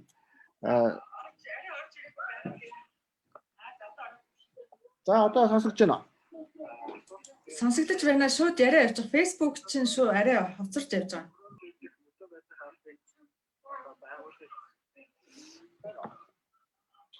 байгаа. За энэ прокурорд ирдэх мөрдөн байцаах алба байгуулалтыг гэдэг энэ саналыг бол дэмжиж байгаа. Ер нь бол яг энэ прокурорд ирдэх мөрдөн байцаах алба бол одоо хуулийн байгууллагын одоо ажилтаа албан агчийн үйлдэлсэн гэмтрэгтэй тэмцэх гэдэг ийм л байгууллага байсан. Тодорхой хэмжээнд үр дүнтэй ажиллаж байсан. Яг үнийн хэрэгтээ бол энэ бол одоо эрүү шүүлт буюу эрүүдэн шүүх гэмтэгтэд тэмцэжсэн ийм л байгууллага байсан. Тэгээ энэ байгууллагыг ингээд тодорхой шалтгаанаар татан буулгацсан нь бол маш их харамсалтай байсан. Тэгэхээр одоо энэ механизмаа сэргээгээд ер нь бол эрүүдэн шүүттэй тэмцэх гэдэг агуулгаар нь тэгээд одоо хуулийн нэлтийн байгууллагын одоо албан тушаалтны үйлдэлсэн гэмтэгтэд тэмцэх механизм гэдэг утгаараа сэргээх нь бол зүйтэй. Энэ механизм бол одоо маш том одоо хүний эрхийг хангахад бол маш том хөшүүрэг болж ирсэн. Энийг бол дэмжиж байна. За тэгээд тэр одоо бол одоо тэр хүний эрхийг хамгаалагчийн тухай хууль гэдэг одоо ер нь бол хүний эрхийг хамгаалах одоо хамгийн сүүлийн үеийн одоо арга механизм болсон одоо хүний эрхийг хамгаалах механизмын энэ одоо хуулийг бол одоо цаг алдахгүй гаргах хэрэгтэй. Ер нь бол одоо хүний эрхийг хамгаалах ажилд бол одоо арга механизм л дутагдаад байгаа шүү дээ. Үзэл санаа ойлголт бол хангалттай байдаг.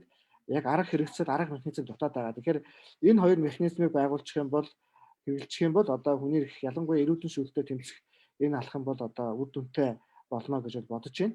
Дээрээс нь одоо энэ эрүү шүүлт гэдэг бол өөрөө маш одоо эмзэг. За дээрээс нь бол ил байдгүй ийм онцлог штэ. Онцлогтой гэмт хэрэг. Бас харилцаанаас ч үүдэлтэй тодорхой зорилготой ч үүддэг ийм гэмт хэрэг. Тэгэхээр энэ гэмт хэрэгтэй хамгийн ойр хардаг тэрний хажууд нь явж идэг мэргэжлийн оролцогчид одоо өмгөөлөгч нар байгаа шүү дээ. Ер нь бол энэ нь одоо гэмтэргийг бол анханаас нь харж идэг, мэдэрч идэг, ийм хандлагыг мэдж идэг. Тэгэхээр бол өмгөөлөх байгууллагыг өмгөөлөхийн холбоог одоо энэ хүний эрхийг хамгаалагч байгууллага гэдэг утгаар нь эрүү шүүлтийн одоо гэмтэрэгтэй тэмцэх бас нэг хүний эрхийн механизм гэдэг утгаар нь өмгөөлөх байгууллагыг бол энэ одоо аргаас нь татан оролцуулах нь хамгийн үр дүнтэй гэж бодож байна. Ер нь бол одоо хүний эрхийн үндэсний комисс болон одоо тодорхой их хурлын хадгалах байгууллагаас нийт өмгөөлөгчдийн дундаас ялангуяа одоо эрүүгийн журмаар эрүүгийн хэв дээр ажиллаж байгаа өмгөөлөгчдийн дундаас эрүүл шүүлттэй холбоотой бодиттой кейс судалгаа мэдээллийг авах юм бол маш том одоо мэдээллийн бааз бүрдэнэ. Маш том мэдээллийн бааз бүрдэнэ. Их бага хэмжээгээр тодорхой бодиттой кейсүүд гарч ирнэ. Энэ дээрээ бид нар дүн шинжилгээ хийгээд ямар төрлийн одоо бодиттой эрүүл шүүлт хүний эрхийн одоо хүнлэг бус харьцаатай холбоотой энэ зөрчлүүд ялангуяа хүний одоо хууль сахиулах байвал гарч ийнэ гэдэг бол маш том бааз бүрдэнэ. Энэ дээр тулгуурлаад бид нар ийм арга хэмжээ авах, ийм сургалт хий, энэ байгууллагад ийм одоо дутагдлууд гарч байгаа учраас ийм чиглэлийн соён гэвэл арга хэмжээ хийгээд маш том одоо төлөвлөгөө босруулах үндс нь бол одоо өмгөөлөгч нарын гарт бааз дээр байгаамаа. Тэгвэл өмгөөлөгч нар ингээд зөрчлийн дунд нь яваад байдаг хүн болгонд тодорхой кейсүүд байгаад байдаг тийм ээ. Энэ нь бол ингээд ашиглагдахгүй тэгээд одоо архив болоод үлдээд байгаамаа. Тэгэхээр бол өмгөөлөх байгууллагыг бас энэ эрүүдэн шүүлттэй тэмцэх энэ хүний эрхийг хамгаалах механизм татан оролцуулъя гэсэн ийм саналтай байна. Баярлалаа. За баярлалаа. Тэгэхээр 3 оролцогч маань асуултаа асуучихсан. Тэгэхээр манай зочин оролцогчдоос хариулах хүмүүс байна уу? Та эдийг хариулах за хүн дарга. За хүний эрхийн үндэсний комисстэй холбоотой бас хэдэн асуулт саналууд хэлсэн болохоор бас хариулах нь зүг байх гэж үзэж байна. За юуны өмнө энэ эрүүдэн шүүхээс урьдчилан сэргийлэх үндэсний механизм одоо байгуулахаас өмнө бол хүний эрхийн үндэсний комиссийн чиглэлээр бол маш идэвхтэй ажиллаж ирж байсан гэдгийг бас хэлэх нь зүйтэй. За ялангуяа энэ шүүхийн шийдвэр гүйцэтгэх цагдаагийн ерхий газартай бол одоо хамтарч эрүүдэн шүүхээс урьдчилан сэргийлэх, эрүүл шүүлтээс ангид байх эрхийн чиглэлээр бол хамтарсан сургалтуудыг бол улсын хэмжээнд орон нутагт зохион байгуулдаг байсан. За 14 оноос өмнө бол прокурорын төмөртөн байцах албатай хамтраад орон нутагт бүсчилсэн байдлаар алба багчд зориулсан чадахшуулах, мэдлэг олохын сургалтыг бол тогтмол зохион байгуулж ирсэн гэдгийг бас хэлхэн зүйтэй. За цагдаагийн ерхий газар болон шүүхийн шийдвэр гүйцэтгэх ерхий газартай бол 3 жилээр бол хамтран ажиллах санамж гаргаад тодорхой төлөвлөгөө гаргаад тэгээ энэ сургалтыг бол хийдэг, тогтмол хийдэг. За одоо энэ шинэ гишүүн маань томилогдоод бол энэ нь бол бас үргэлжлэх баг. За өнөөдрийн сая одоо энэ Оросоо хөлжин ярьсан энэ зүйлүүдийг бол шинэ гишүүнд бас уламжлая. Мэдээж хэрэг энэ өмгөөлөгч хүний эрхийг хамгаалдаг, өмгөөлөх үйл ажиллагаа явуулж уулздаг тэр нөхцөл байдлыг сайн мэддэг хүмүүсээс одоо судалгааг нь авч энэ дээр үндэслээд бол одоо сургалт эдрийг явуулах мөн одоо бодит судалгаанууд бодиттой гарахт бол ач холбогдолтой гэдэгт бол санд нэг байна. Тэгэхээр энийг бол цааш нь бид нар уламжилж бас арга хэмжээ авч илүү үр дүнтэй болох тал дээр анхаарах болно гэдгийг бас хэлье. За тэр хүний эрхийн нөгөө илтгэлтэй холбоотой бас нэг санал гомдол ирж байгаа шиг байна. Тэгэхээр энэ эрүүл шүүлтээс одоо урьдчилан одоо сэргийлэх үйл ажиллагаатай холбоотой хүний эрхийн үндэсний комиссийн илтгэлийг боловсруулах холбогдох байгууллагуудаас бол мэдээллийг авдаг байгаа. Тэгэхээр энэ мэдээллийг үндэслэж бол боловсруулдаг. Гэхдээ мэдээж хэрэг энэ илтгэл маань бол ямар нэгэн байдлаар алдаагүй, зөрүүгүй, тав баримтын зөрүүгүй байх ёстой. Тэгэхээр энэ дээр бол таны энийг бол санал гэж хүлээж аваад цаашдаа улам одоо анхаарч улам чимбааруулах тал дээр бол ажиллана гэдгийг бас хэлье.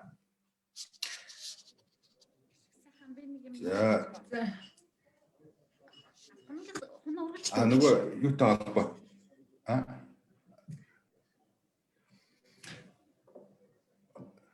би нэг холбогдох зарим зүйлийг тодруулах гэж байгаа. Хунан арай дуусах байх шиг байна та. Дуусгачих уу? Тэгвэл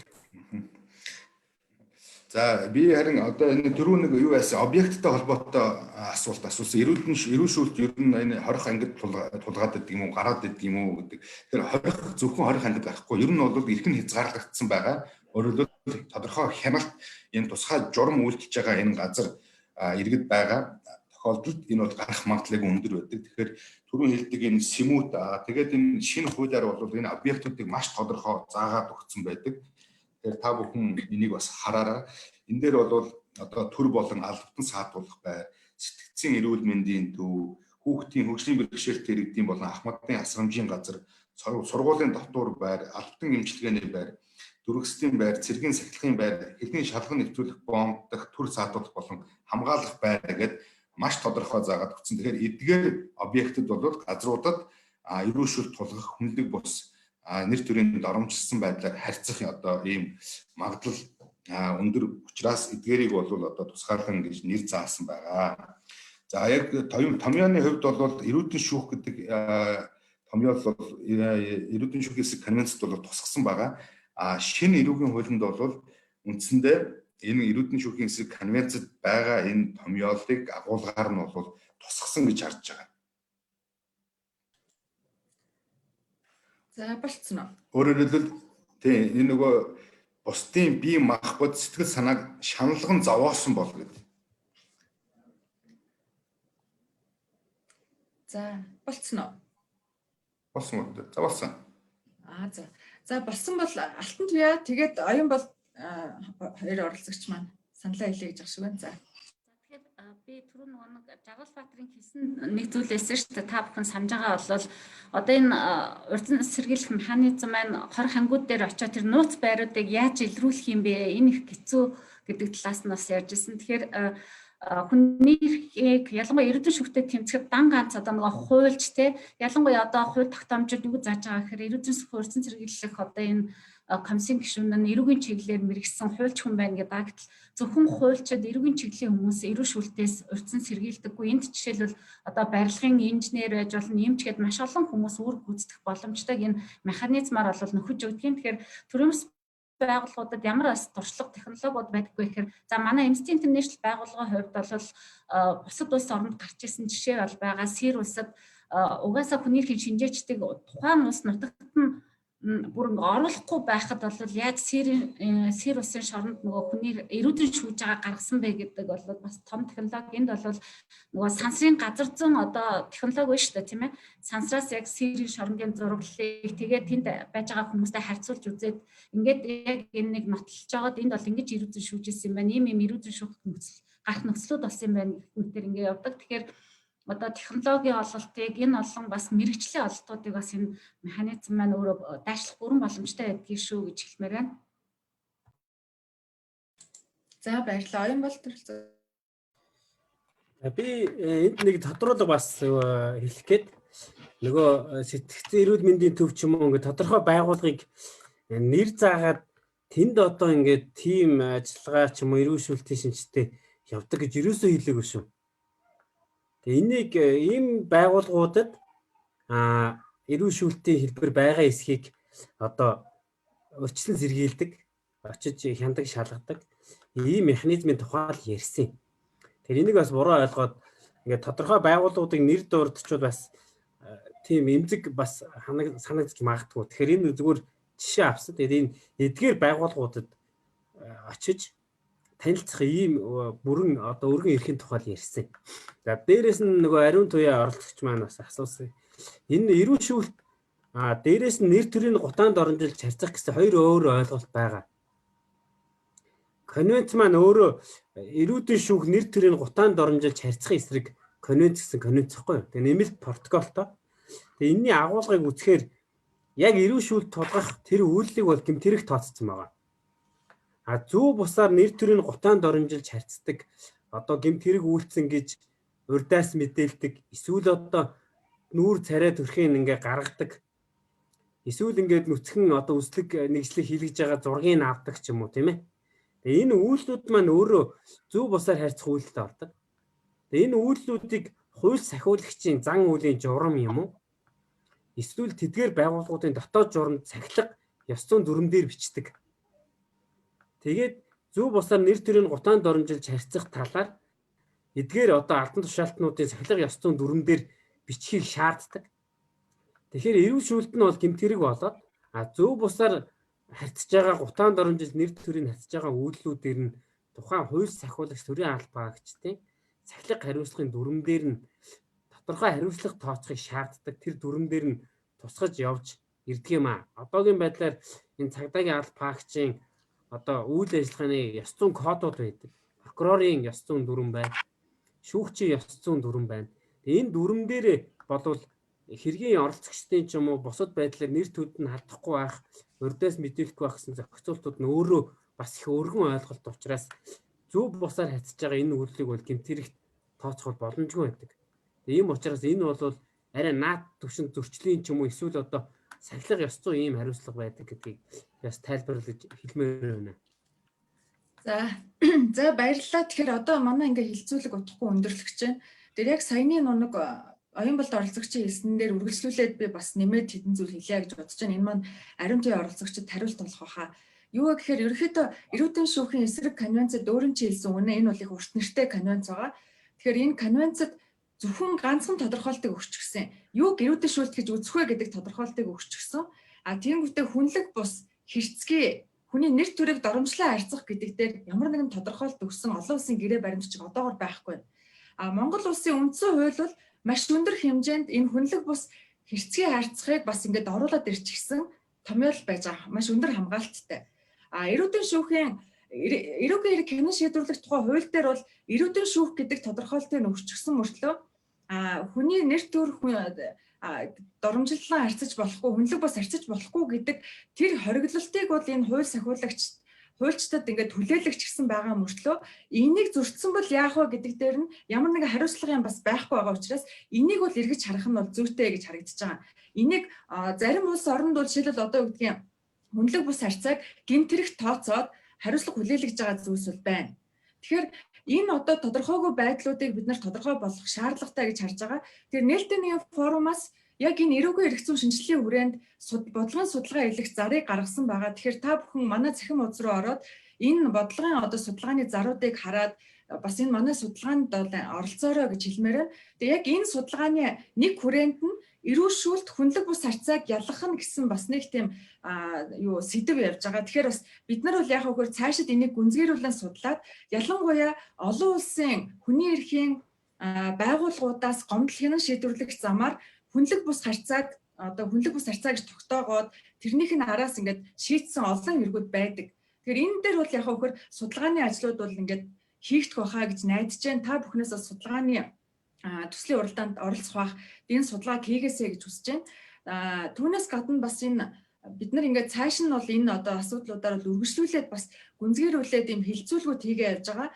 Тухайлах юм бол яг эрүүгийн хэрэг хянан шийдвэрлэх хуулийн 45 дугаар бүлэг буюу хууль сахиулагчдын хууль бус ажиллагааны улмаас хохирсон охирлыг барагдуулахтай холбоотой энэ чиглэлээр хоёрч бодлогын судалгааны ажил хийгдсэн. Энэ судалгааны үр дүнг танилцуулах хилцүүлэг 3 сарын 30-ны 14 цагаас болохын. Тэгэхээр та бүхэн бас сонирхож байвал манай энэ хилцүүлэгт оролцоорой гэж хэлмээр байна. Судалгааны одоо энэ хилцүүлгийн зарыг удахгүй бас ингээд олон нийтэд ил тавих болно. Мөн одоо юу гэдгийг шүүхэн шийдвэрлэлд хийж байгаа дүн шинжилгээний цуврал хилцүүлгүүд эхэлж байгаа.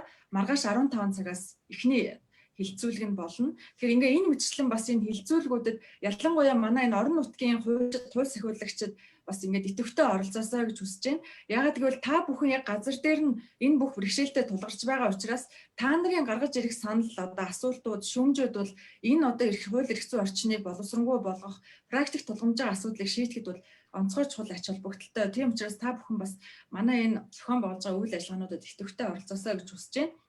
Тэгээ үндсэндээ бол яг хөөхөр өнөөдрийн бидний хилцүүлгийн гол сэдэв бол үндэсний эрүүдийн шүүхээс өрсөн сэргийлэх үндэсний механизмын хүрээнд болж өрнөлөө. Тэгээ удахгүй одоо улсын хурал энэ асуудал эрхэлсэн гишүүнийг томилох байх гэж найдаж байна. Гишүүн томилогдмогцоо энэ одоо үйл ажиллагаа маань эхэлнэ. Тэгэхээр ингээ эхлэж явхад бол бид нар бол гол нь яг хөөхөр энэ механизмаас юу хүлээж ийнэ гэхээр нэгдүгээрт энэ одоо гэдгийг бүх газар чөлөөтэй саадгүй нэвтрэн орж энэ одоо эрүүдийн шүүлт, хүнлэг бус эрцгээ харьцаа байгаа эсхийг хяналт шинжилгээ хийдэг механизмтай болж байна. Мөн нөгөө талаасаа хууль эрх зүйн орчны хүрээнд практик тулгамжийн асуудлаар байнгын зөвлөмж санал өгдөг. Мөн соён гэгэрүүлдэг. За дээрэс нь нэгдсэн үндэсний байгууллагын үндэсний өрсөн сэргийлэх асуудал эрхэлсэн дэд хороотой хамтран ажилладаг. Мөн дотооддоо хуулийн болон хууль сахиулах байгууллагуудтай хамтран ажилладаг ийм одоо механизмтай болж байгаа учраас энэ одоо механизм маань Монгол улсад өнөөдөр тулгарч байгаа энэ эрүүдийн шүүлттэй тэмцэхэд онцгой одоо үгдгийн шүүхээс өршлөн сэргийлэхэд онцгой үүрэг гүйцэтгэнэ гэж ойлгож байгаа. Тэгэхээр энэ одоо механизмтай холбоотой илүү тодорхой мэдээлэл, илүү одоо үгдгийн зүйл мэдхийг хүсэх юм бол бас өнөөдрийн манай энэ одоо зочин оролцогчд бол та бүхэндээ бол өөрсдийнхөө шугамаар бас холбогдоод ажиллах боломжтой гэж харж байгаа. Тэгээ өнөөдрийн манай хилцүүлэгт цаг заваа гарган оролцсон манай зочин оролцогчд болох Мөнх Цэцэг гишүүн, Хунан дарга, за Жаргалбаатар дарга, Оюнболд, Алтан туяа нартай талархснаа илэрхийлье. Мөн хилцүүлэгт өндөр ач холбогдол өгч орон нутгаас цаг заваа гаргаж оролцсон эрхэм хууль сахиулагчид, хуульчидтай баярлалаа. Мөн иргэний нийгмийн байгууллагын төлөөллүүдэд баярлалаа гэдгийг хэлмээр байна. Тэгээд энэ одоо шинэ механизм Монголд одоо үр өгөөжөө өгөх болтугай гэж хэлээд өнөөдрийнхээ хилцүүлгийг өндөрлөе. Манай ээлжид одоо хилцүүлгийн хүнийрхийн тухай ярилцсан хилцүүлгийн зар бол удахгүй та бүхний сонирт төрөх болно. Тэгээд өнөөдөр ингээд энэ хилцүүлэгт итгэх санаачлагтай оролцсон та бүхэнд бүгдэнд нь баярлалаа. Баярлалаа. баяртай гэсэн үү? За. Баяртай. Баярлалаа.